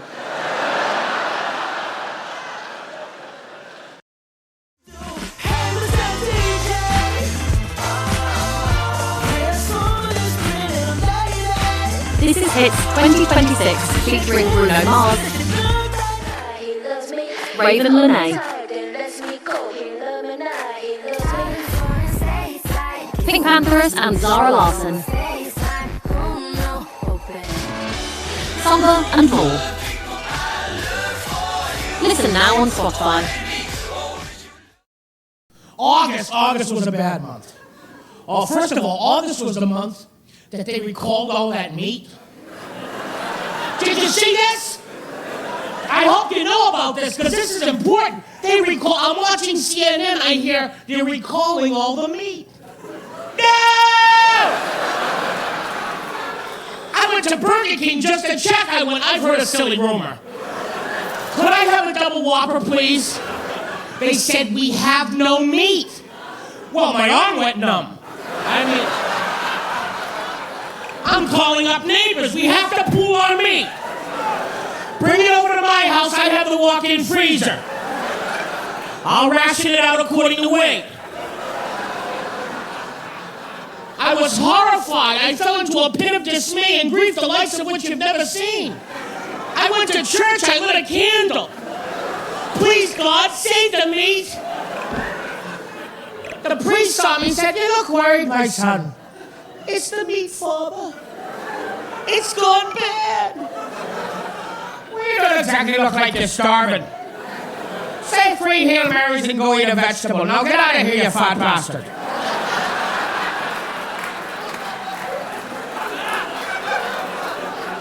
At first, I was horrified about this meat thing. And then my horror, of course, switched to anger.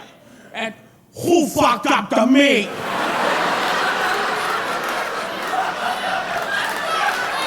They must pay.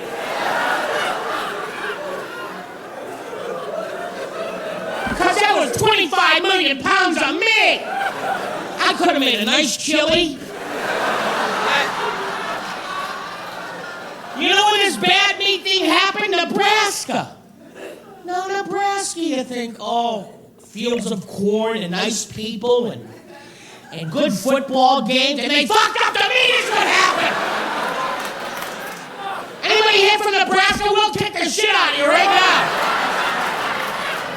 You take care of our meat. Don't make me go to Nebraska. I don't know where it is, but I'll find her, son of a bitch.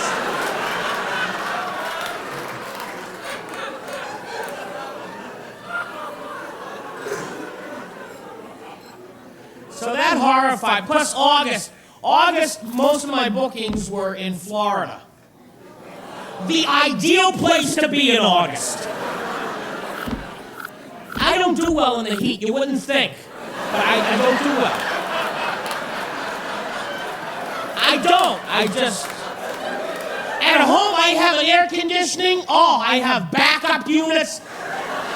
The biggest air conditioner is called the Beefkeeper 14,000. You can hang meat in my living room, I swear to God.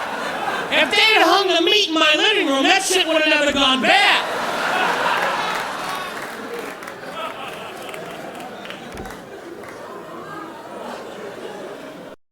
We've been touring with Comedy Central all over the country, 50 states, you guys, in a tour bus. Every city, every state has been amazing. Everything was going so smooth until we passed through Phoenix. I gotta tell you what happened, okay? We're on our way to California, and in between the two, there's a checkpoint where they're looking for illegals, narcotics, weapons, or all three if you're convenient. And we're rolling through.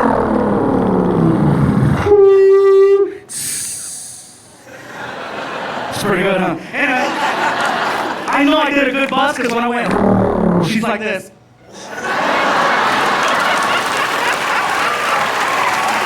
Alright. He's really good. He's really good. I saw the bus. I saw it. Anyways, it's early in the morning. We're rolling through. We get pulled over, and the immigration officer walks over to the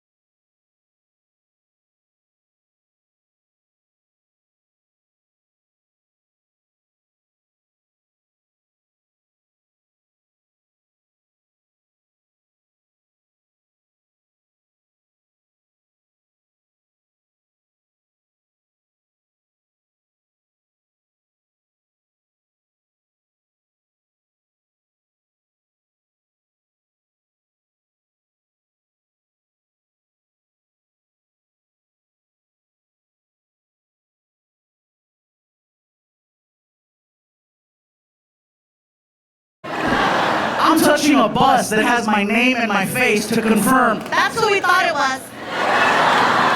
So I'm against the bus, and this guy's got his hand on my butt, and meanwhile from behind I hear this. Fluffy!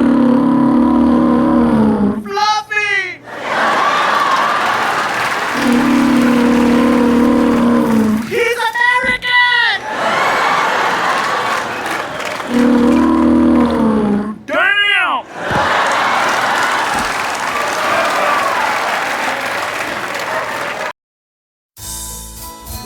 Whether you're relaxing at home or out and about, make your music move with you. With Premium, you can download your music at higher quality, listen to songs ad-free, and play them in any order. Tap the banner to learn more.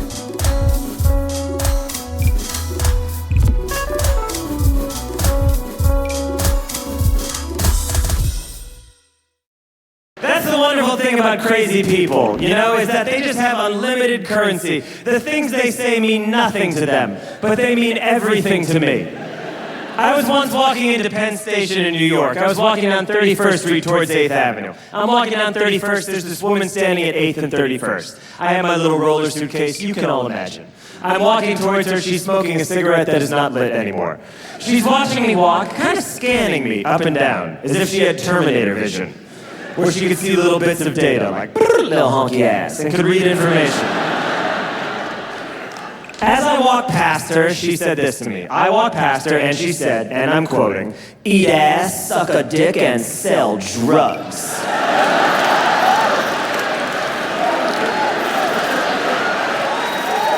Very dirty, yes? A very upsetting thing to hear, yes? I'm sorry you all had to hear that, but at least you all got to hear it as a group. I was alone out there that afternoon. And she said this totally unprompted. Eat ass, suck a dick, and sell drugs. It wasn't like I had paused in front of her and been like, what should I do with my life? So I walk away from her with this to-do list. And I like structure, I like a to-do list. It did dawn on me that that list of things does get better as it goes along. When you really think about it, because it starts in a pretty rough place. It starts with just about the worst task a to-do list can start with. But by the end, you have your own small business. And isn't that the American dream when all's said and done? That if you eat enough ass and suck enough dick, one day you can sell drugs. Imagine you did all that to sell drugs and then they legalized drugs and you were like, but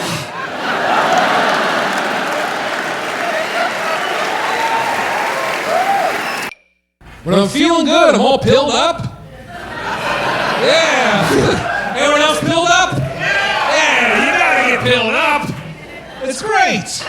I love being pilled up. It's nice. You know, my whole life I thought I was weird, you know? And it's like, nope, crazy. That's so much better, right? I'd rather be crazy than weird any day. I know a bunch of crazy people. They're great. I don't want to hang out with no weird dude, right? And he can't go to the doctor for being weird. You can't be like, doctor, help me, I'm weird. Doctor's gonna be like, oh, gross. Well, you gotta help me, I keep collecting swords.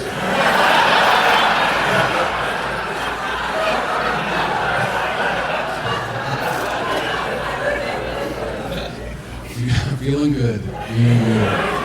Yeah, well, I got a bunch of confidence I never had before. I got too much confidence from the Midwest. I got that Midwestern confidence, you know? Yeah, that's where you go to Red Lobster alone and only order biscuits. It's good. It's good. That's what you want. You know, and it's weird because, like, I don't know about you, but I was always told to push my feelings down, be strong for others, right? I was always told growing up, be a lighthouse. Shine a light on others and, you know, guide them, but never focus on yourself. And what that creates is a bunch of emotionally repressed adults who can't decide where to eat. You ever try to decide where to eat with a bunch of Midwestern men? It's impossible.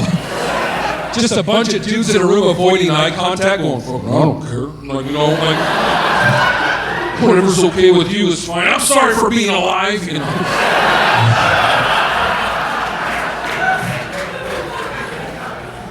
What I'm saying is if Marilyn Manson was from the Midwest, he'd remove two of his ribs to suck other people's dicks.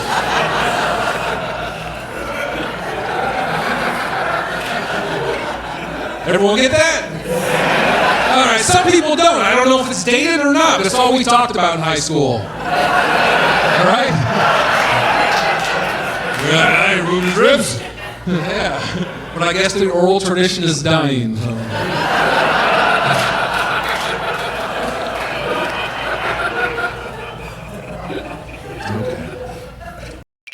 I could be a singer, man. If I was, I'd probably start off in Las Vegas. Who's been in Las Vegas? Come on, come on. There are two. They got the cheesiest lounge acts, don't they? I heat up. I can't slow down. The situation brings me round and round. Yeah! Well, I'm hot-blooded. Check it and see. Yeah! Enjoy the buffet, we'll take in 5, all right? The Caesar's Palace up there, man. Anybody been to Caesar's? They have those big statues, they're like really huge. You know, they're all huge and stuff. They got little peckers like that big. And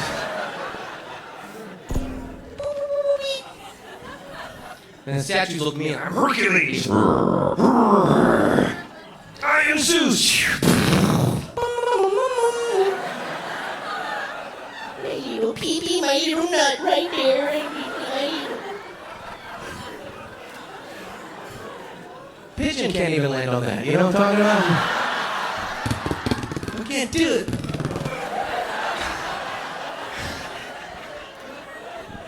They should make a black statue. That's what they should make. Come on, give the brothers a shot. What's up? People, you going to the casino? Let's go. Oh! What the hell is that thing? Yeah, right.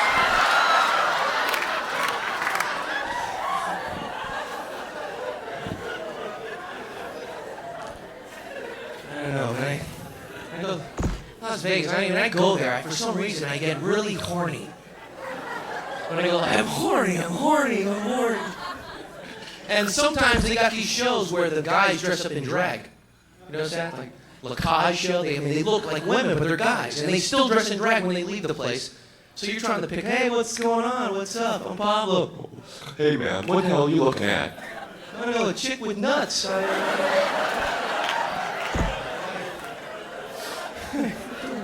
don't know. Spunk, what is it? We don't know.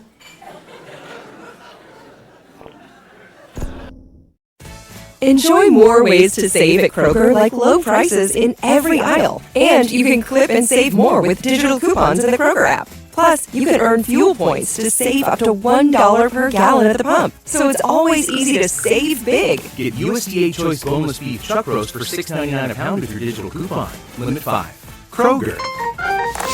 Fresh for everyone. Savings may vary by state. Fuel restrictions apply. See site for details. For businesses ready to launch their own debit card rewards program, trust in Galileo Financial Technologies. Leading brands use Galileo's infrastructure to launch, scale, and grow their custom card programs. Learn how to build seamless financial experiences at galileo-ft.com and explore card issuing solutions tailored to your needs. To get started, visit galileo-ft.com/card-issuing. Oh, could this vintage store be any cuter? Right? And the best part? They accept Discover. Accept Discover? In a little place like this? I don't think so, Jennifer. Oh, yeah, huh? Discover's accepted where I like to shop. Come on, baby, get with the times. Right, so we shouldn't get the parachute pants? These are making a comeback. I think. Discover is accepted at 99% of places that take credit cards nationwide. Based on the February 2025 Nielsen report. I'm half white, half Filipino, that's right. Which means my dad was in the military.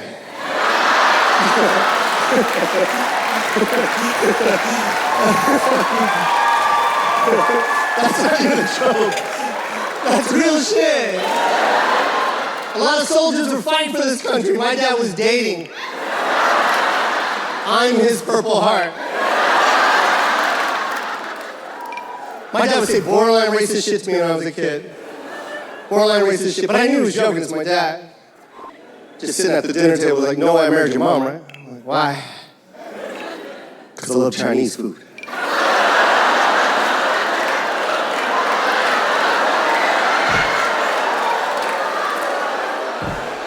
She's Filipino, Dad. Whatever. Rice is rice. What the fuck? Rice is rice. That's so racist. I'm not knocking what my mom had to do to get to America. Fuck it, that's her hustle. That was her hustle. God bless you, Mom. You hooked up with a soldier and had a kid in America. God bless you, Mom. She did what she had to do. She could have hooked up with a Filipino and had a kid in the Philippines. You know how much a comedian makes in the Philippines? A chicken and flip-flops. Fuck that. Fuck that. I don't even like flip-flops.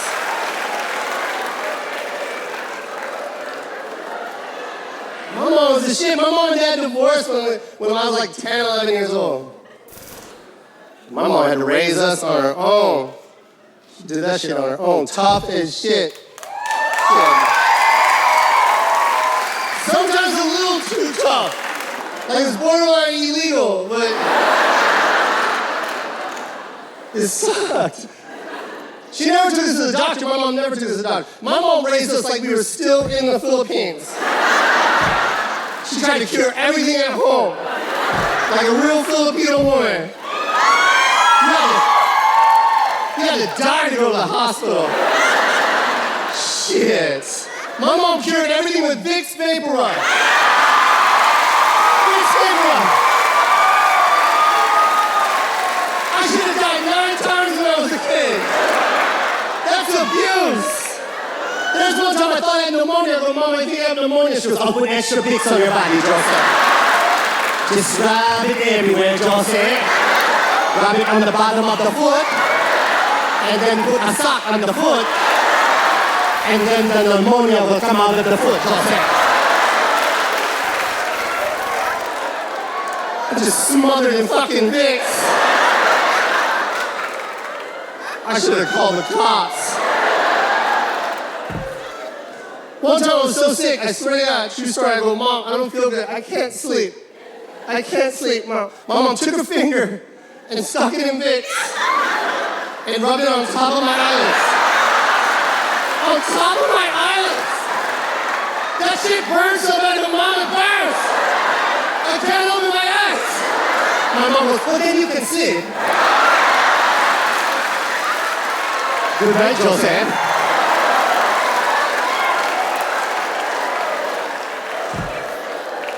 You give a shit. Me? I watched a thing on 60 Minutes once about like this guy with animals. It was about buying tigers. Like you can buy, like if you guys want a tiger, there's a guy you can go to, and you can buy a tiger if you want. And I was like, see, they did this whole undercover reporting, and they filmed like where he keeps tigers.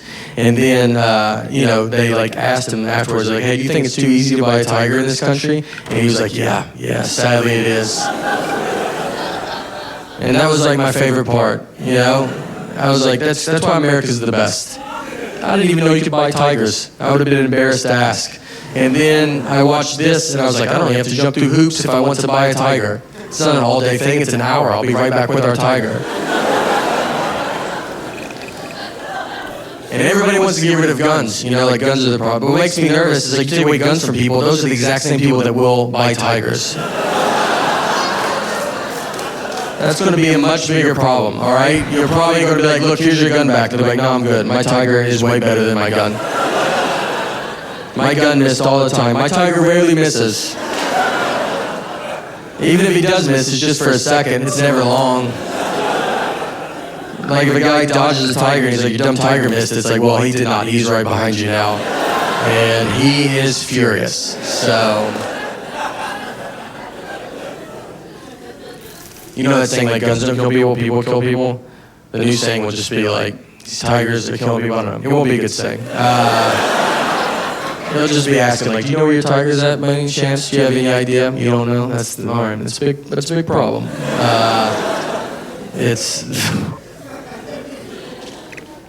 I love doing comedy, though. It's great. The show's almost over, just so you guys know. I like to let everybody know where we're at. We're about done. I think it makes you feel better when you're like, all right, thanks. Like, how many movies you go to, and then you're just like, geez. It's taking forever, and if a guy like popped in the screen and was like, it's about to wrap.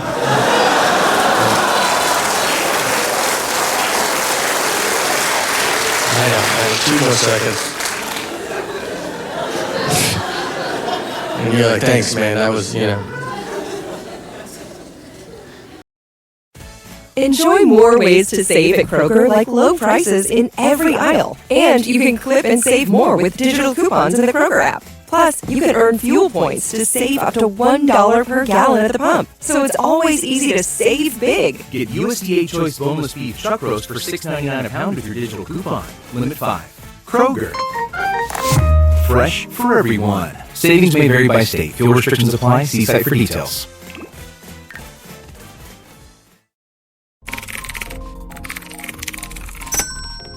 Still staring at your screen. Yeah, same tab for way too long.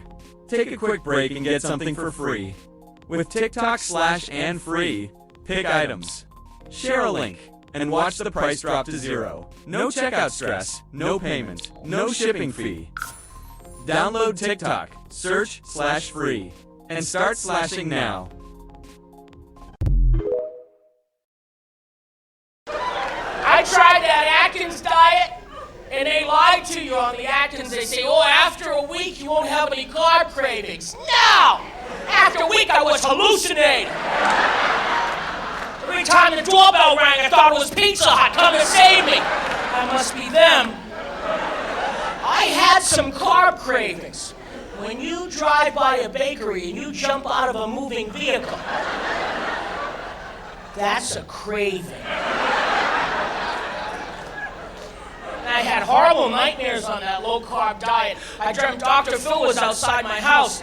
John, come out here and exercise. You can't be big if your lifestyle won't allow it. Get off my lawn! John, it's not what you're eating, it's what's eating you. I'm calling the cops! In some of the low-carb products, I understand I eat way too many carbs. Way too many bad carbs. I eat a lot of breads, a lot of pastas, and I'm toning that down. But this low-carb, have you tried the low-carb products, the low-carb bread? I was all excited, because I love bread, and they have low-carb bread. Oh, good. But I took it out of the package and I tasted it. And it's not like it went bad, it never went good. They have, I can't believe it's not butter, they should call it This Ain't Bread. Because it looks like bread, but it has no other properties of bread. I tried to butter it, you can't butter it. Butter won't go on it. The butter slides off it like, where are you putting me? And the jam just kind of beads up and falls off. Did they Scotch guard this at the factory? That's okay. So I'll toast it, it'll be better. I'll put it in a sandwich, I'll toast it. It doesn't toast, you can't toast it. I'm out in the garage with a blowtorch, it's absorbing the heat like a space shuttle tile. How does this break down in your system if you can't toast it? They're gonna dig me up in 5,000 years ago. He was on the low carb. See that disc there? We've seen a lot of these. Oh my God, and for me, you guys, smell is so important. It is so important. You know how many people I meet every single year? I am so self-conscious. I don't want anyone to smell me that I meet and all of a sudden have them say, Fluffy smell like ass. Hell no. I know a big guy, that's why I do double the maintenance. Twice the showers, twice the cologne, twice the deodorant, twice the powder. If I fart right now, this whole area will smell like cinnamon. That's how I roll. You guys are looking at each other, is that cinnamon? Sí, canela, canela, canela. He smells like a malasadas. Yes.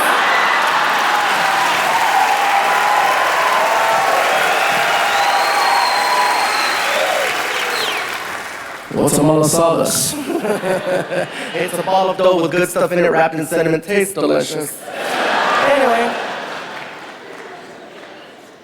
Like I said, you guys, for me, smell is so important. You know, and the fact that my son at 15 now is you know, his body's becoming an adult, even though, you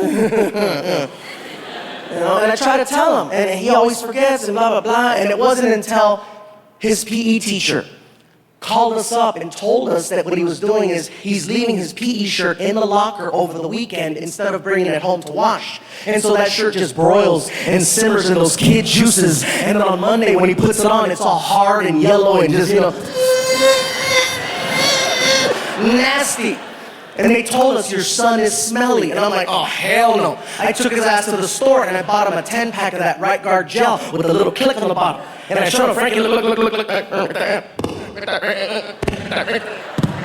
Every day, twice a day. That's what you gotta do. And every day it's an issue. Did you put on deodorant? I went back to the store and I bought 10 more. And I came back to the house and I started strategically placing them all over the house. One in the front door, one at the back door, one in the hallway, one in the kitchen, so no matter where he's at, hit it, right? He hated that because the neighbors would come over the house and I'd have to explain why there's deodorant everywhere, like it's a new type of potpourri. And then he starts hiding the deodorant and then he starts lying about it. And I'm like, I'm sorry, but teenagers can't lie. They're too fidgety, they're uncoordinated, they look away, they stutter. They can't focus. I asked them, did you put on deodorant? Are you sure? Yeah. Come here. I'm gonna smell you. You don't believe me? No. That sucks. Are you wearing the gel deodorant that I bought for you? All right. Take your finger, stick it under your armpit, and then pull it out. Why? Because if you're wearing the gel deodorant that I bought for you, when you pull your finger out of your armpit, your finger's gonna be shiny. It's gonna look like you have lubricant on it. What's that? Shut up. And then he tells me, I'm wearing dry deodorant. Oh, really? I don't remember buying that. And I got in his face and I said, look, Frankie, you don't have to lie. I'm here to help you. I'm not here to hurt you. I said, do you like girls? Mm-hmm. Yeah, okay, good. Well, guess what? They don't like it when you smell. They like it when you smell fresh and clean. You don't have to lie. I'm gonna let this go. But if I catch you lying to me again, that's when he freaked me out and he did this. What?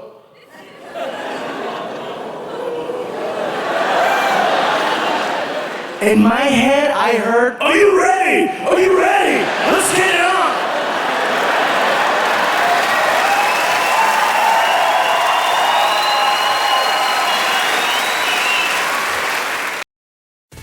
Enjoy more ways to save at Kroger, like low prices in every aisle. And you can clip and save more with digital coupons in the Kroger app. Plus, you can earn fuel points to save up to $1 per gallon at the pump. So it's always easy to save big. Buy 2, get 2 free on 12 packs of Coca-Cola, Pepsi, or Sundrop. Limit 8 with your card.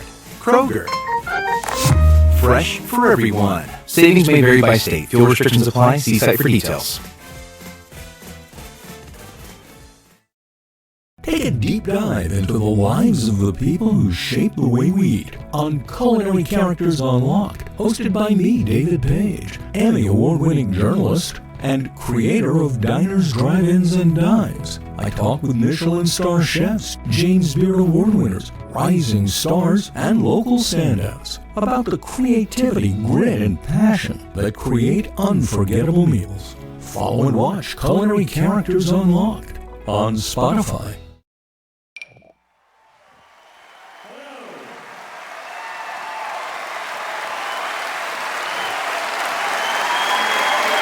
Hello, Chicago. Nice to see you again. Thank you. That was very nice. Thank you. Look, now you're a wonderful crowd, but I need you to keep your energy up the entire show, okay? Because no, thank you. Some crowds, they have big energy in the beginning, and then they run out of places to go. So I don't judge those crowds, by the way. Okay, we've all gone too big, too fast, and then run out of room. We've all made a happy birthday sign. Wait. You get that poster board up and you're like, I don't need to trace it. I know how big letters should be. To begin with, a big ass H! Followed by a big ass A, and oh no! Oh God! Okay, alright, real skinny P with a high hump, and then we'll put the second P below the hump of that first P, sort of like a motorcycle sidecar situation. And now I have no room for the Y, so I'll do a kind of curled up noodle Y. Block letters and cursive look good together. And then you go to write birthday, and you totally forget the lesson you just learned with happy. You're like, yeah, but the past is the past. Big ass B! Surely more letters will fit in the same space. I travel too much. I'm on the road a lot. Last September, I spent all of it in the desert in Arizona, New Mexico. It's nice, you know, it's a beautiful spot. The cities are cool. What I don't like about the desert are the animals in the desert. They scare the shit out of me. All right, a scorpion and a rattlesnake? Ugh, no thanks, right? And all the animals I am familiar with, they just look like shit. You ever seen a desert rabbit? It looks divorced.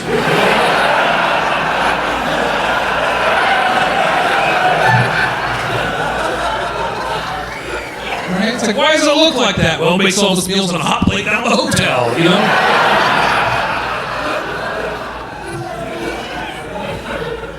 Vulture looks divorced too. Big old head and a big fancy coat. You know how geese mate for life? Vultures mated once. We're like, not my thing, you know? I'm more into crypto.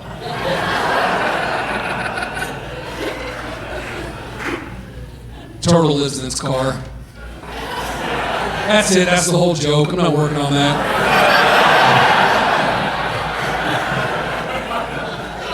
I just want to be nice to turtles. I like turtles. I think they're the best pet you can have, you know, because they're the only animal that they don't want to do anything else. Right? I have a cat. It doesn't want to be there.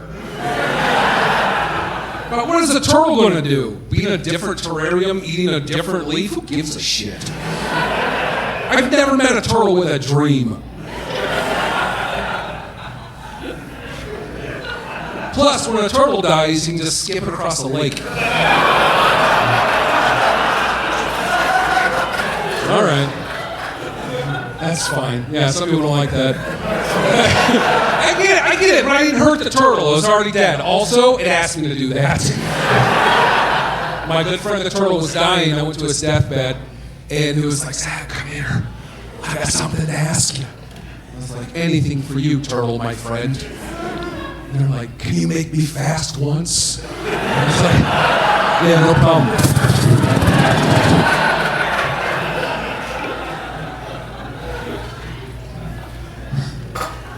All right. That's usually pretty unpopular. My roommate, he dances for a living. He's a Chippendales dancer. He's a... Yeah. He's so fun. Oh my god.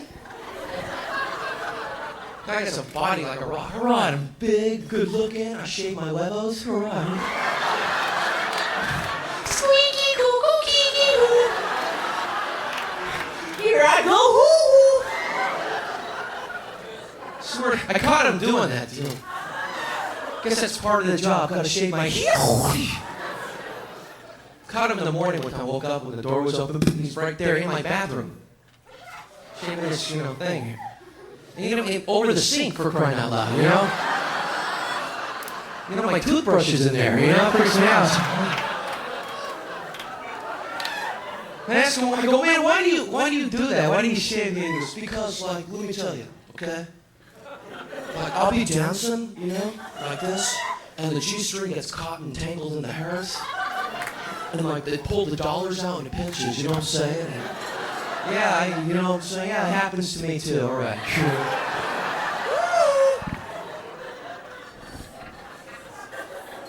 And he shaves his chest hairs, too. Shave my chest. Yeah, he shaves his chest, And the guy gets hair, let it grow, for crying out loud. No, shave it because girls like a smooth chest so they can touch the muscles. Yeah. No? Good. That's what he tells me. A lot of shit. Smooth, yeah, muscles. And then he tells me to do it. You should do it too, I don't even got a chest, I got like a nipple on a rib kind of thing going on. That's my thing. I could be a male dancer at Denny's, you know what I'm talking about? All right, you want some pancakes? Boom. Boom. Quack, quack. Boom. All right, grand slam. Boom. Erotic city, quacky schmacky.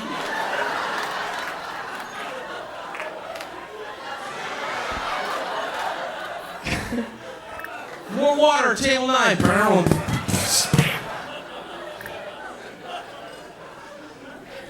I went on one of his male dancer runs. You want to come along?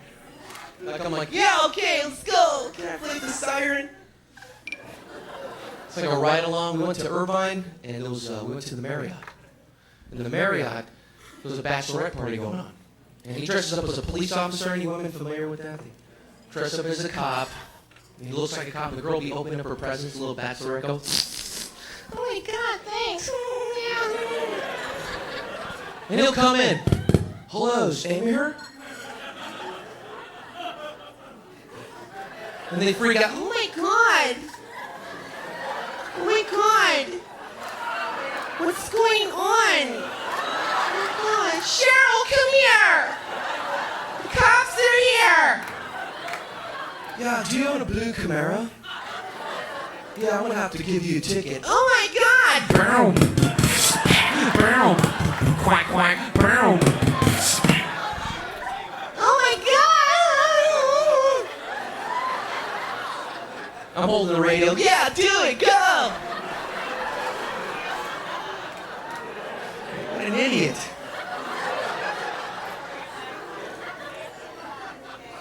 I figure at Denny's the best thing to do is like dress up like the cook, like pissed off cook instead of a police officer. That'd be a great strategy, you know. Come out of the kitchen with like a big skillet. Like you're pissed off, you know. Hey, where is she over there? Hey, you know, they told me you didn't like my Grand Slam, you puta.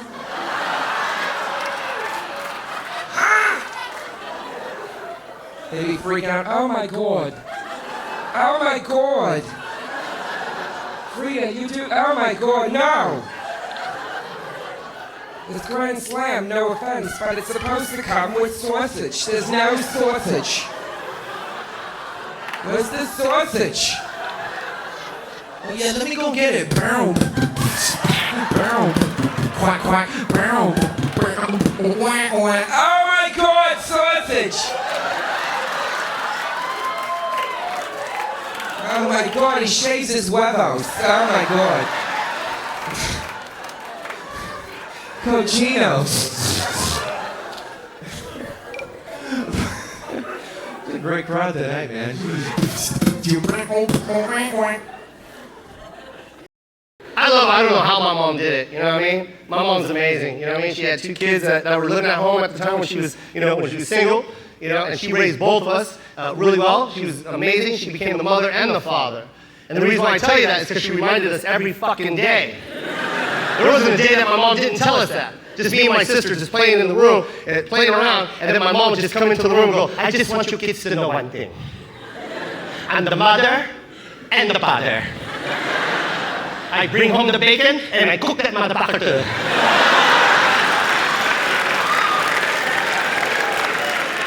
My mom was tough as shit. I dare anybody to fuck with my mom's kids. Dare anybody. My mom was 4'10". She'll fight anybody. She didn't give a shit. That's how tough my mom was. I remember one time I was at a shoe store and I was fucking up the shoe wall. You know the shoe display wall? Fucking it up. Just putting shoes all over the place, right? And the salesman saw me and was like, hey, get the fuck out of here. Fucking up the shoe wall, get the fuck out of here. He's cursing at me, right? He didn't know my mom was in the back of the store. He couldn't see her. She's 4'10".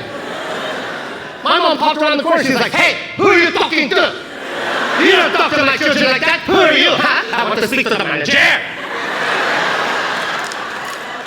And the guy started making fun of my mom's accent. Oh, you want to speak to the manager? Huh? You want to talk to the manager? And my mom goes, oh, that's funny. You're making fun of my accent? I live in your country and I speak 2 languages, Tagalog and English. You live here. How many do you speak? 1? You're stupid.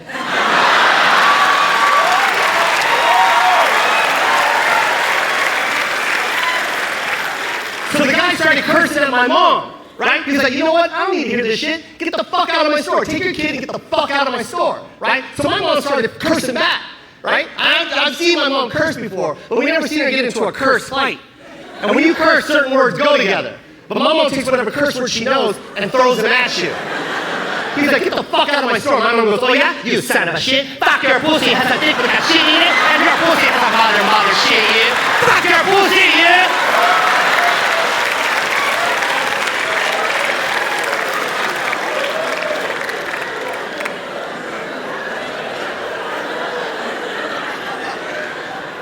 I looked at my sister and go, did mom just say mother shit?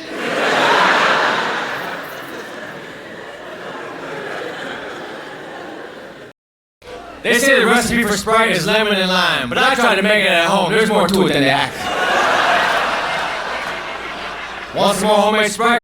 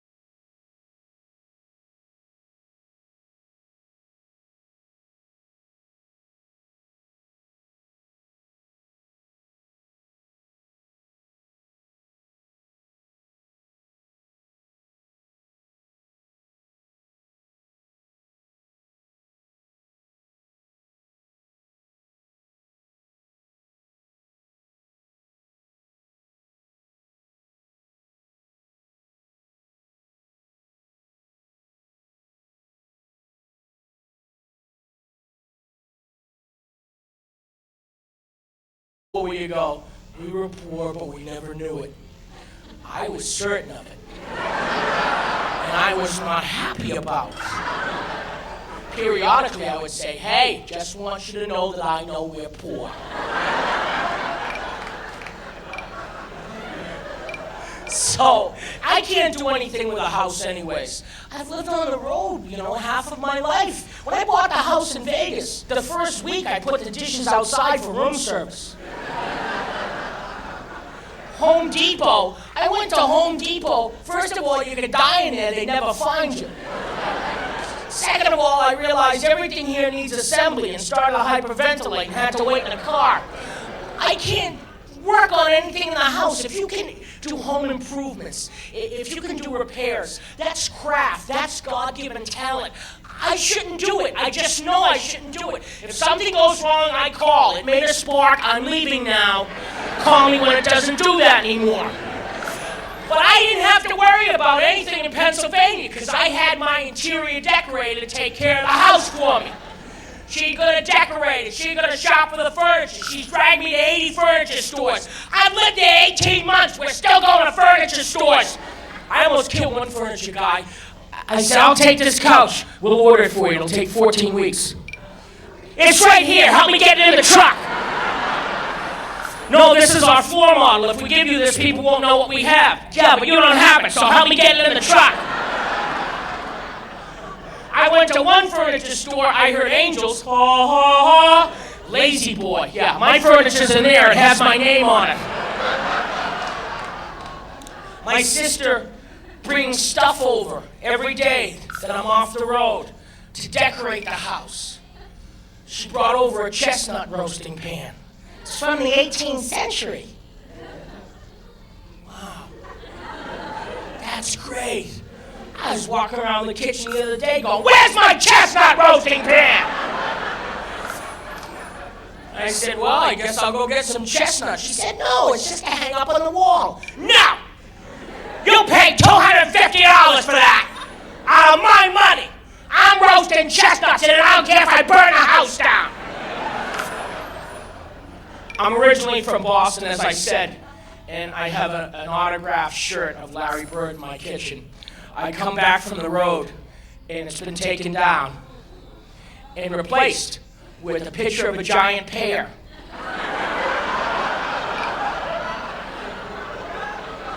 And she's in front of the pear going, isn't that better?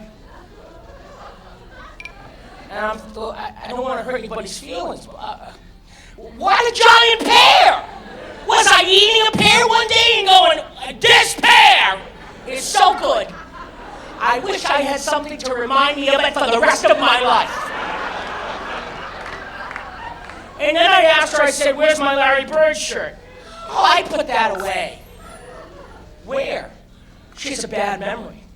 And so I'm going, where? Away. Somewhere.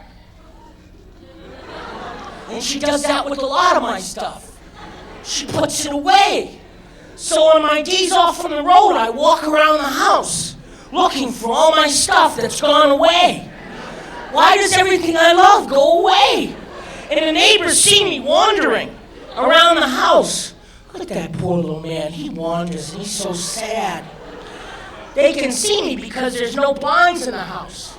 Yeah, I got an estimate for blinds. You know about blinds? They're expensive. I didn't know that. They want like $5,000. I'm not paying that. If I walk around naked long enough, the neighbors will chip in.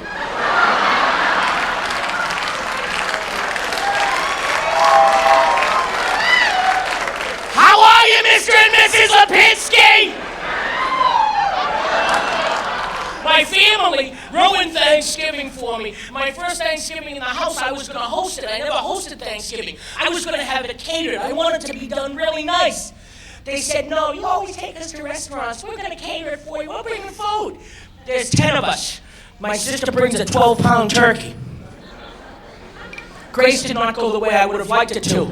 Thank you, God, for the 12-pound turkey. I didn't know they made them that small. It must have got hit by a car. I hope it didn't suffer. Since there are 10 of us, tell me there are 9 more turkeys just like this in the kitchen. Tell me this is like the Cornish game hen of turkeys. And my other sister, the health nut, she brought the vegetables. She brought turnips. People bring stuff to your house, you want to be nice, gracious. How do you like my turnips?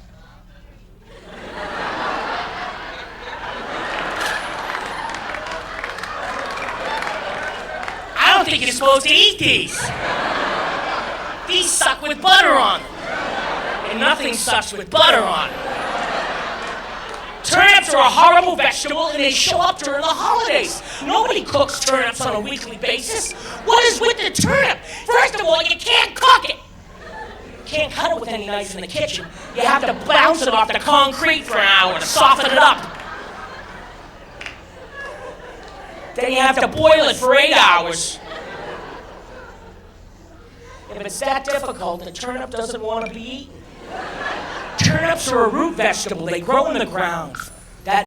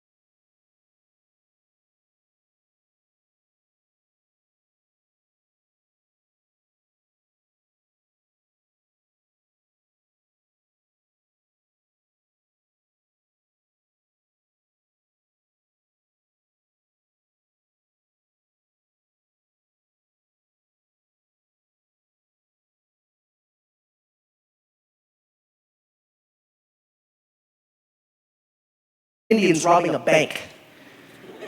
Everybody, oh, I can't remember, bro. Because it doesn't happen. First of all, Indian people are so nice and they're so sweet. And I can't see it. You know, you're gonna rob a bank. You need authority. You need to come in there, guns blazing. I said, get your ass on the ground now. I can't imagine. Would you please take the money? Why are you laughing? I am talking to you. Forget this. I'm out of here. I don't need this. He gets in the car. His partner's waiting for him. Did you get the money? They would not give me the money. Did you show them the gun? I showed them the gun. We better leave. They're going to call the police. They're still laughing. Where did you get the computer? They thought I was tech support.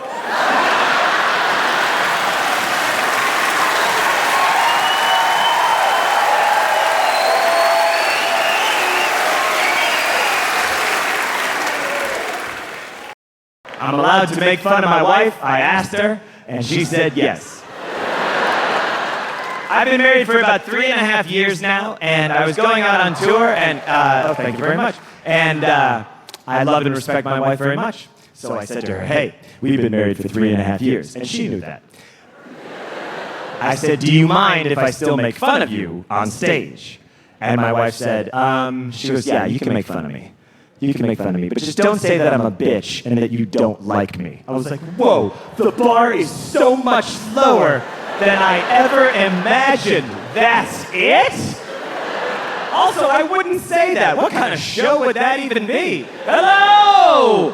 My wife is a bitch! And I don't like her!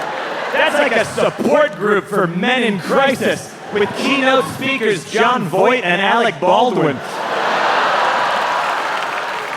Also, I would never say that, not even as a joke, that my wife is a bitch and I don't like her. That is not true. My wife is a bitch and I like her so much. She is a dynamite 5-foot Jewish bitch and she's the best. She and I have totally different styles. When my wife walks down the street, she does not give a shit what anyone thinks of her in any situation. She's my hero. When I walk down the street, I need everybody all day long to like me so much. It's exhausting.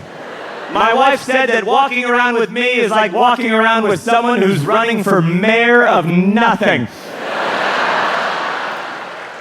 My wife and I went to Best Buy to get a TV. We didn't end up getting the TV. I was afraid that the Best Buy guy was going to be mad at me, so I bought an HDMI cable.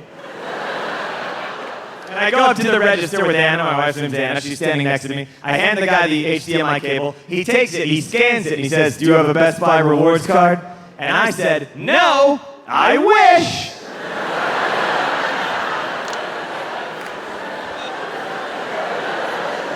And then my wife said, Jesus Christ, and fully walked away from me. Walked all the way over to the laser printers and just stood there, Blair Witch style. And I'm still up at the register, like. And the guy goes, do you want a Best Buy rewards card? And I said, no. Even though I had just said it was my greatest wish in life. I was hoping he believed me that it was secretly my great wish, but that I'm in an abusive marriage with little Miss Jesus Christ over here, so I can't ask for the things I want in public, but at home at night we argue about it, and I'm like, you'll see, one day I'm gonna leave you, and I'm gonna get that Best Buy rewards card. She's like, Jesus Christ. You're never gonna get that Best Buy rewards card.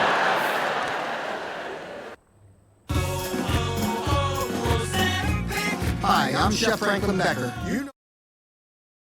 Eesh. Shut up. Bom cara.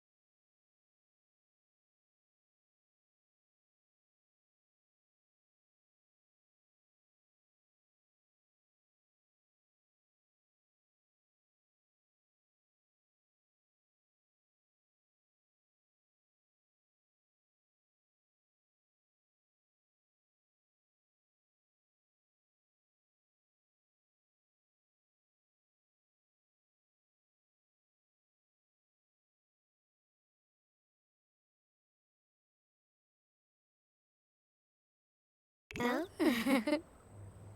Morthe. Numi Bellafoya. Shmizo. Ooh, Emklafoof Gaffa. Ribbay. Oh. Ooh. Kiss no I want to fetch. Biola Gora. Quibba. Storga Bay Quib. Shoe Pisa. Think no. Shooey. Yifatame. Sababa. Apli. Vambo Yali. Huh? Hey, Tuga. Fumble.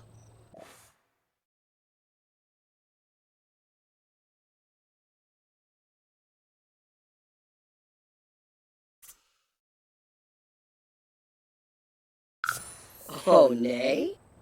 Prop Yabosa. Oh, Mustish. Aragaba. Safawim. Swaggy. Ooh.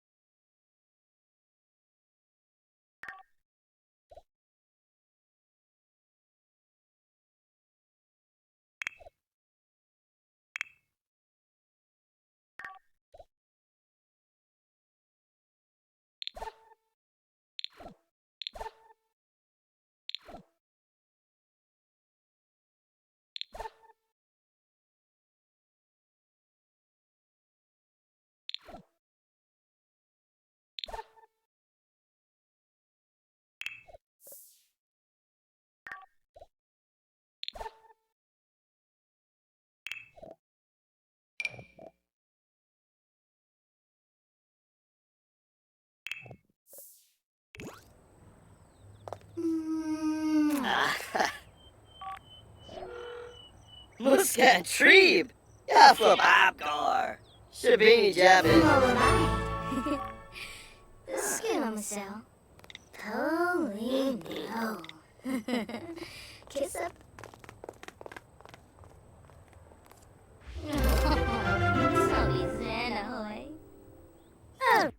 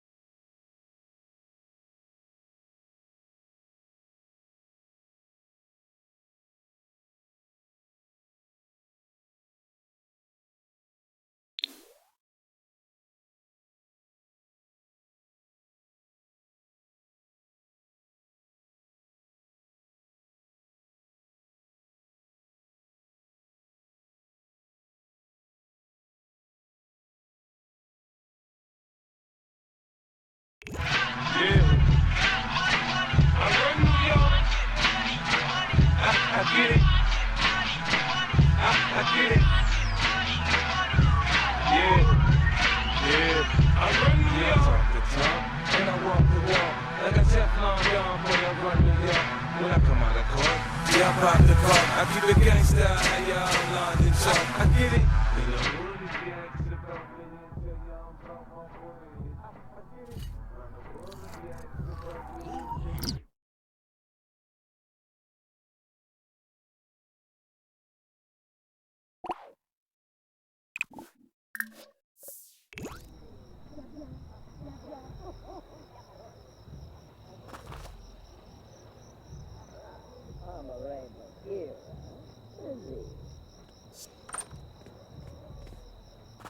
Shimsha.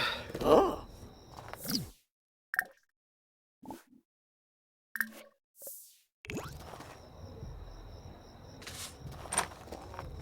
Yeah.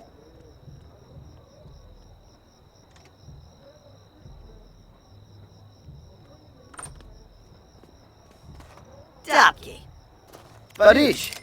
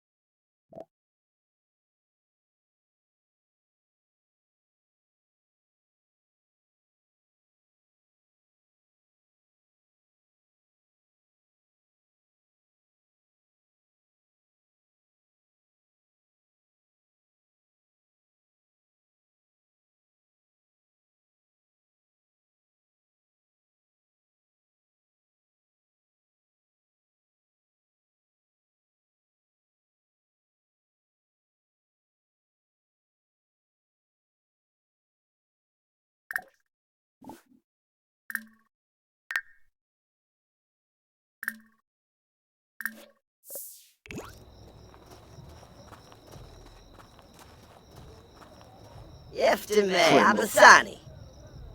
Susu. Dopfi Topa Kalarga. Farga. Web Veruda. Apswars Napatani. Kirasha. Aflin Wajeda. Apodola. Bukwam Sawubi. Oh, Prezu Ufayab. Oh, Favu. Oh, Bayumi, Wabarani, Simse, Shanika Fabizi.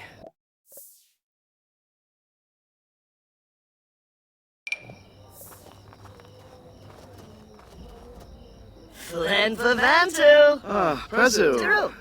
Fadish. Foba. Ah, Nefnis Shuna.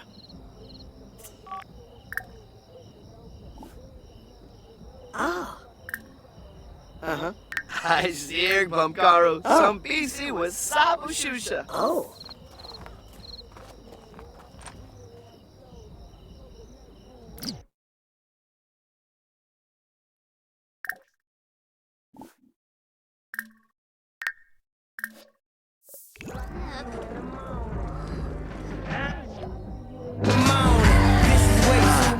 Kamala.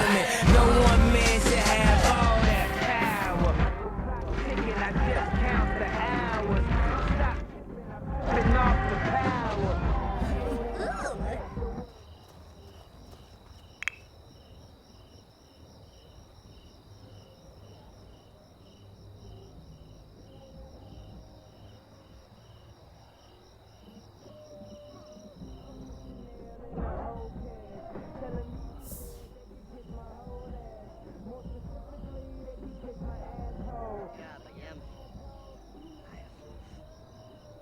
Refsi, Udrip, Afwash. Savoin. Rebix, Aberine. I just needed time alone with my own thoughts. Got treasures in my mind, but couldn't open up my own vault. Like creativity, purity, and honesty is honestly being crowded by these grown thoughts. Reality is catching up with me. I'm fighting for custody. With these responsibilities, they entrusted me. As I look down at my diamond encrusted piece, thinking no one man should have all that power. The clock ticking, I just Finale boy.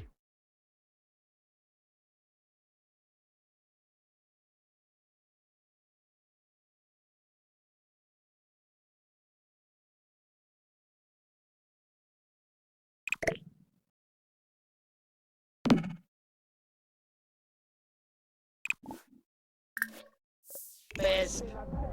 You Shona? Refsi. Ha! Kipoy Iba.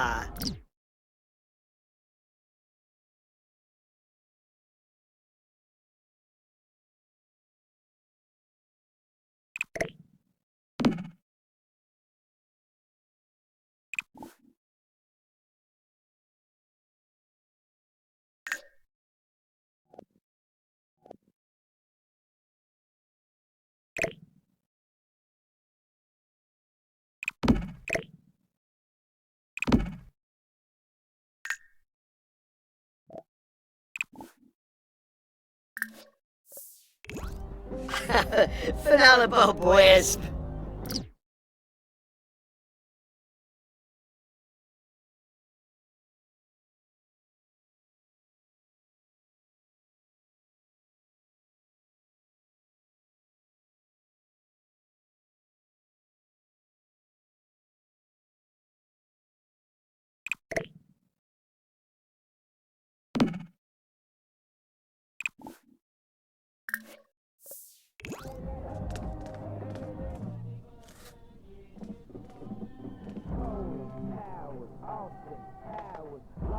Translation with a whole fucking nation. They say I was the abomination of Obama's nation. Well, that's a pretty bad way to start the conversation.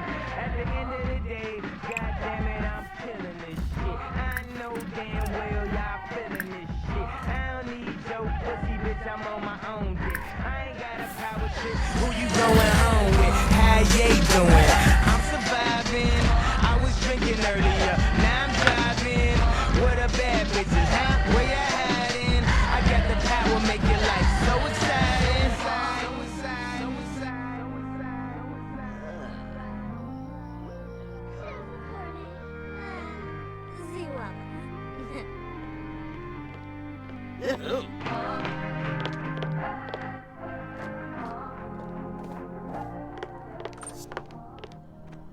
Ninja, 谁走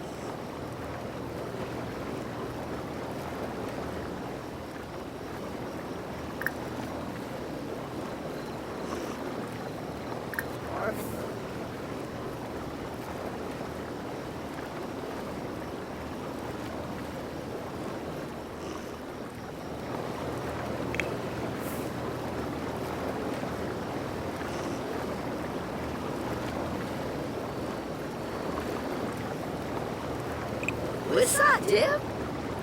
Ah, Mama Joy. Phew.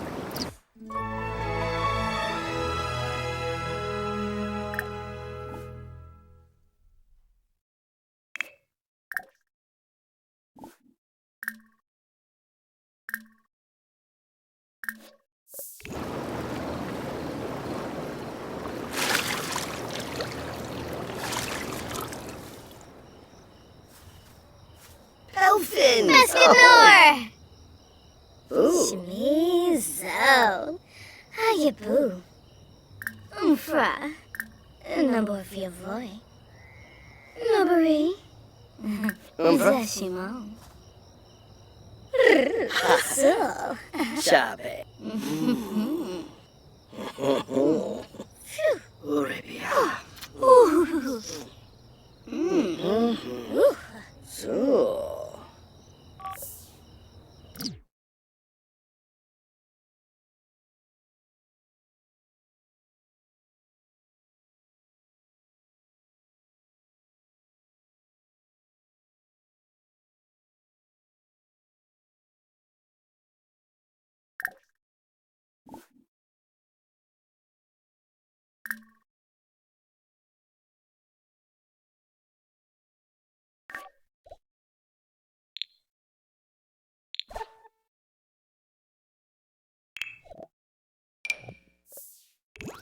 Oh. Shmizo. Cool.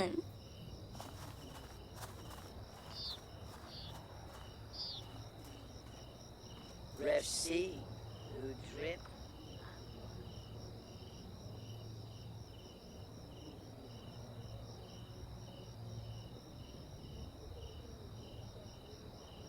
Shmeza Mafalo, Shmashma Tankyoin, Frashman Eborsh, Nisha Moy.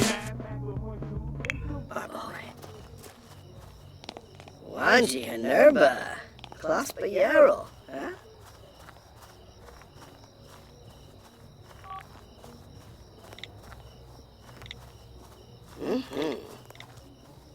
Legenzo Sanush. Grash. Barboy.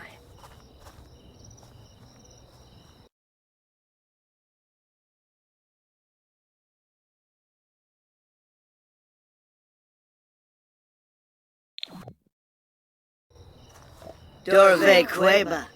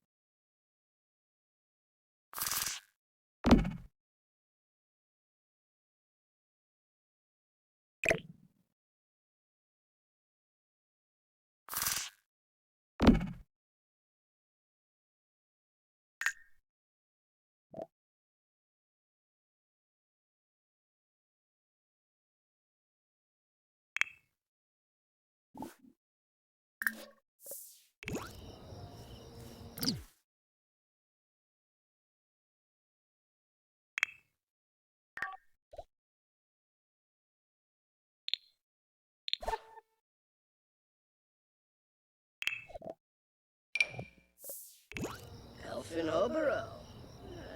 Lanarg. Quimble Reginu. Insula Kalang. Kisanoy Wanabesh. Wanji Hanerba. Claspa Yarrel. Aragaba Yemful. Nyafloof. Oh, Zanahoy Sambisi. Aragaba Yemful.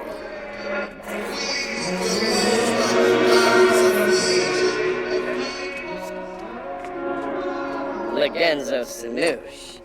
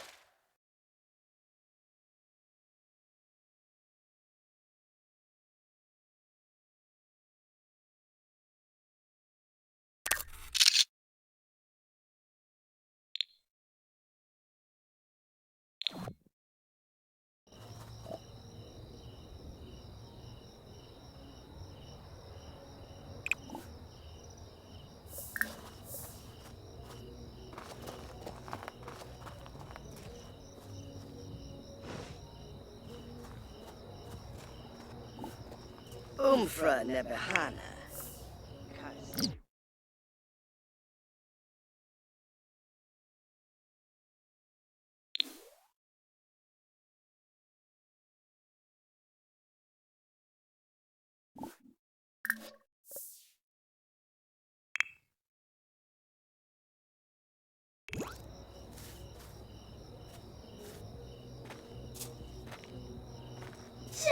Orme. Ziwawa.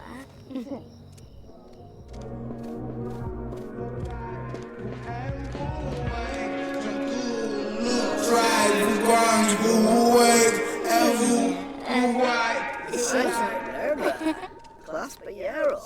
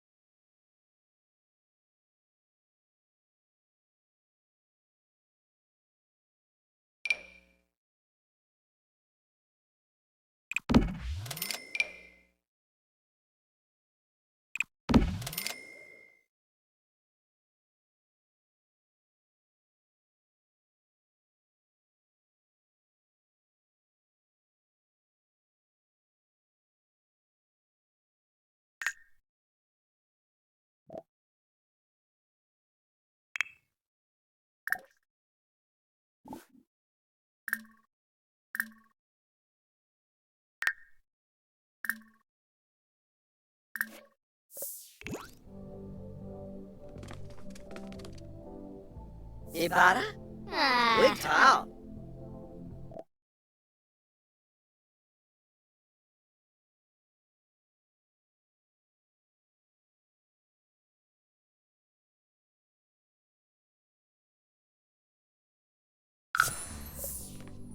There, lock him.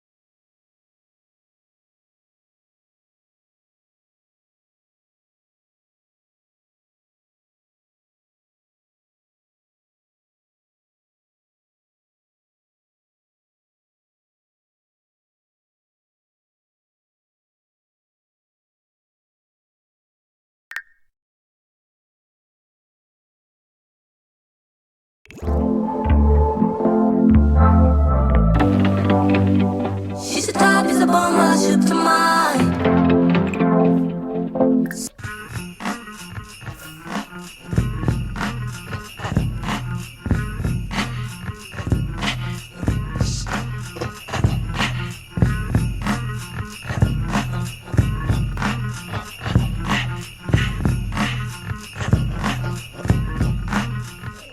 I was a fiend before I became a teen. I melted microphones instead of cones of ice cream. Music orientated, so when hip hop was originated, fitted like pieces of puzzle, complicated. Cause I grab the mic and try to say yes, y'all. They try to take it. They say that I'm too small. Cool, cause I don't get upset. I kick a hole in the speaker, pull a plug, then I jet back to the lab without a mic to grab. So then I add all the rhymes I had, one after the other one. Then I make another one to diss the opposite, then ask if the brother's done. I get a craving like I fiend for nicotine, but I don't need a cigarette. Know what I mean? I'm waiting, moving up the stage and don't it sound amazing?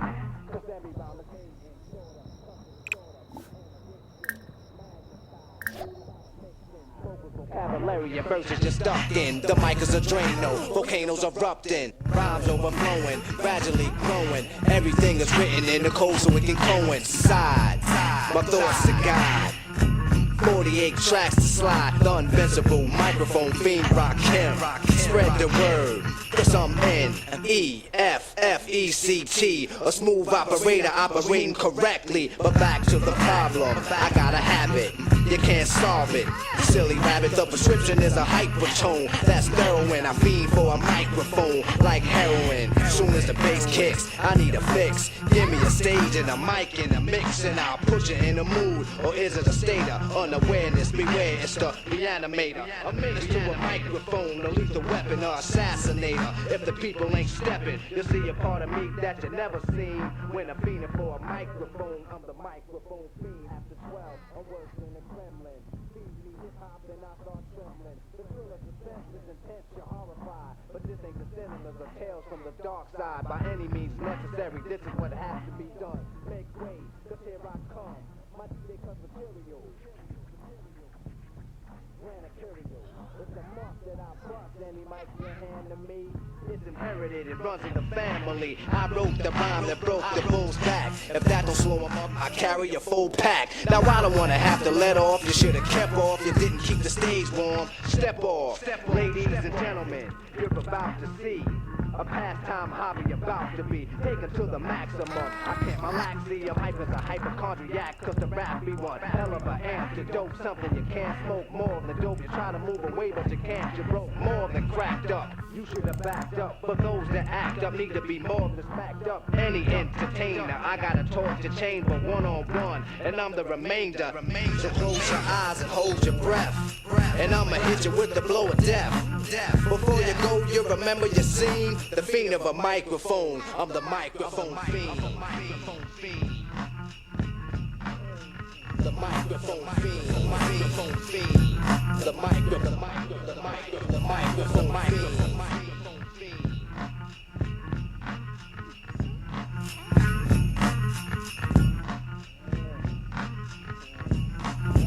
The microphone fiend. The microphone fiend. The microphone fiend.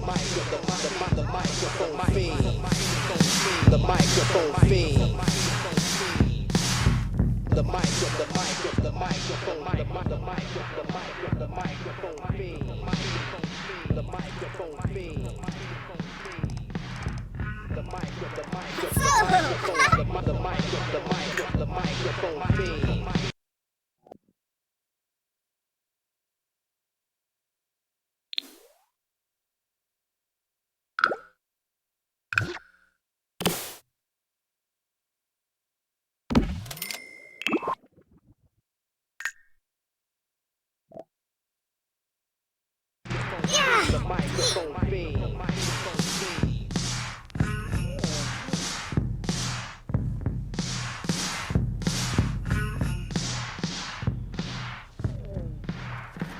I'm fried.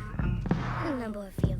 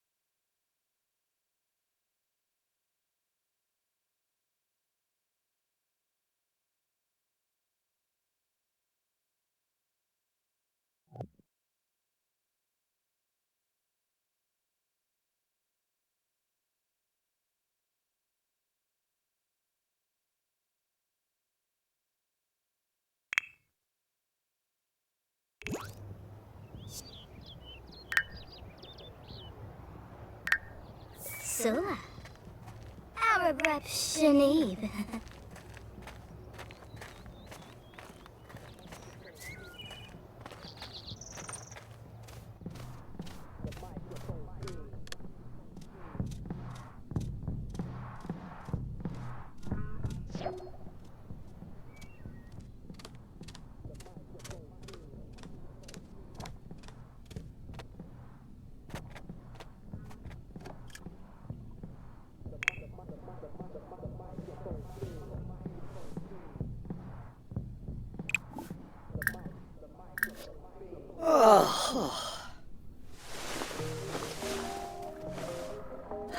Rascan, Pima, Galimpo.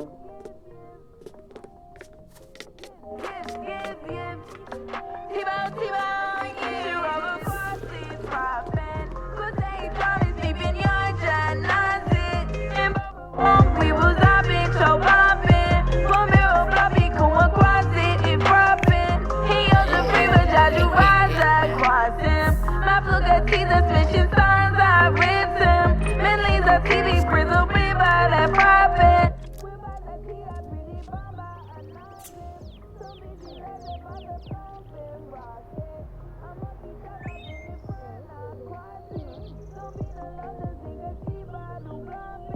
I got me, got your booba, T-Bag.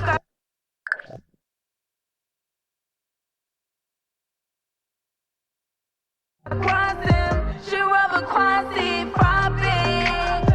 She rubber quasi popping. She rubber quasi popping. She rubber quasi popping. She rubber quasi popping. Impossible, could you hold on my project? Got fat, but like yo, see, yo, sick of pale.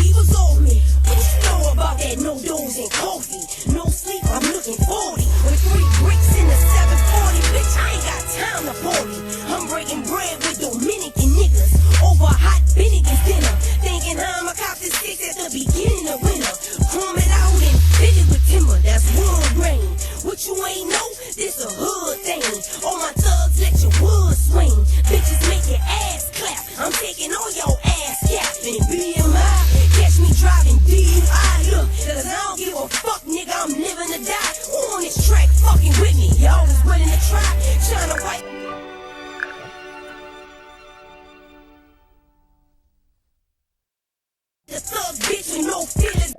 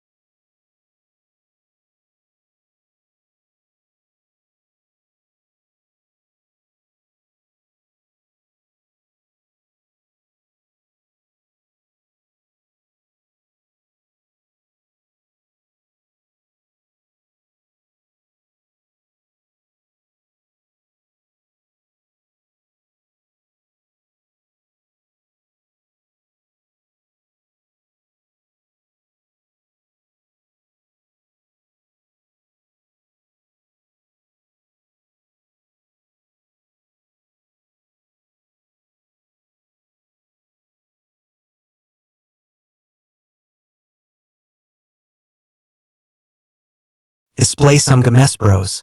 Band. Nikinet. Let's play some Gamespros. Band. Nicalica. Let's play some Gamespros. Band. Actually Angel. Let's play some Gamespros. Band. Lil Bomb. Let's play some Gamespros. Band. Crystal. Let's play some Gamespros. Band. Anything's One. Let's play some Gamespros. Band. Hi, it's Danny. Let's play some Gamespros. Band. Nami Paloma. Let's play some Gamespros. Band. Olivia 333. Let's play some Gamespros. Band. Erlet Lemia. Let's play some Gamespros. Band. I don't miss ya. Let's play some Gamespros. Band. Lasarina_virtual. Let's play some Gamespros. Band. Lala Baby. Let's play some Gamespros. Band. Buba Bellum. Let's play some Gamespros. Band. Cosmic Cam. Let's play some Gamespros. Band. Backwood Boss. Let's play some Gamespros. Band. Sunset Switch. Let's play some Gamespros. Band. TT Hots. Let's play some Gamespros. Band. Gois Cachillo. Let's play some Gamespros. Band. Nikinet. Let's play some Gamespros. Band. Martina 3120. Let's play some Gamespros. Band. Just Buying Things. Let's play some Gamespros. Band. TikTok Queens. Let's play some Gamespros. Band. Boy Scout 702. Let's play some Gamespros. Band. Bikini Princess.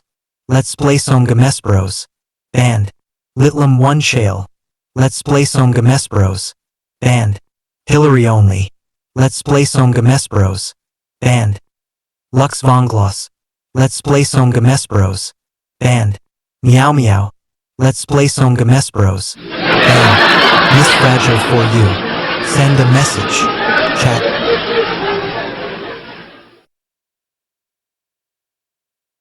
Let's play some Gamespros. Band.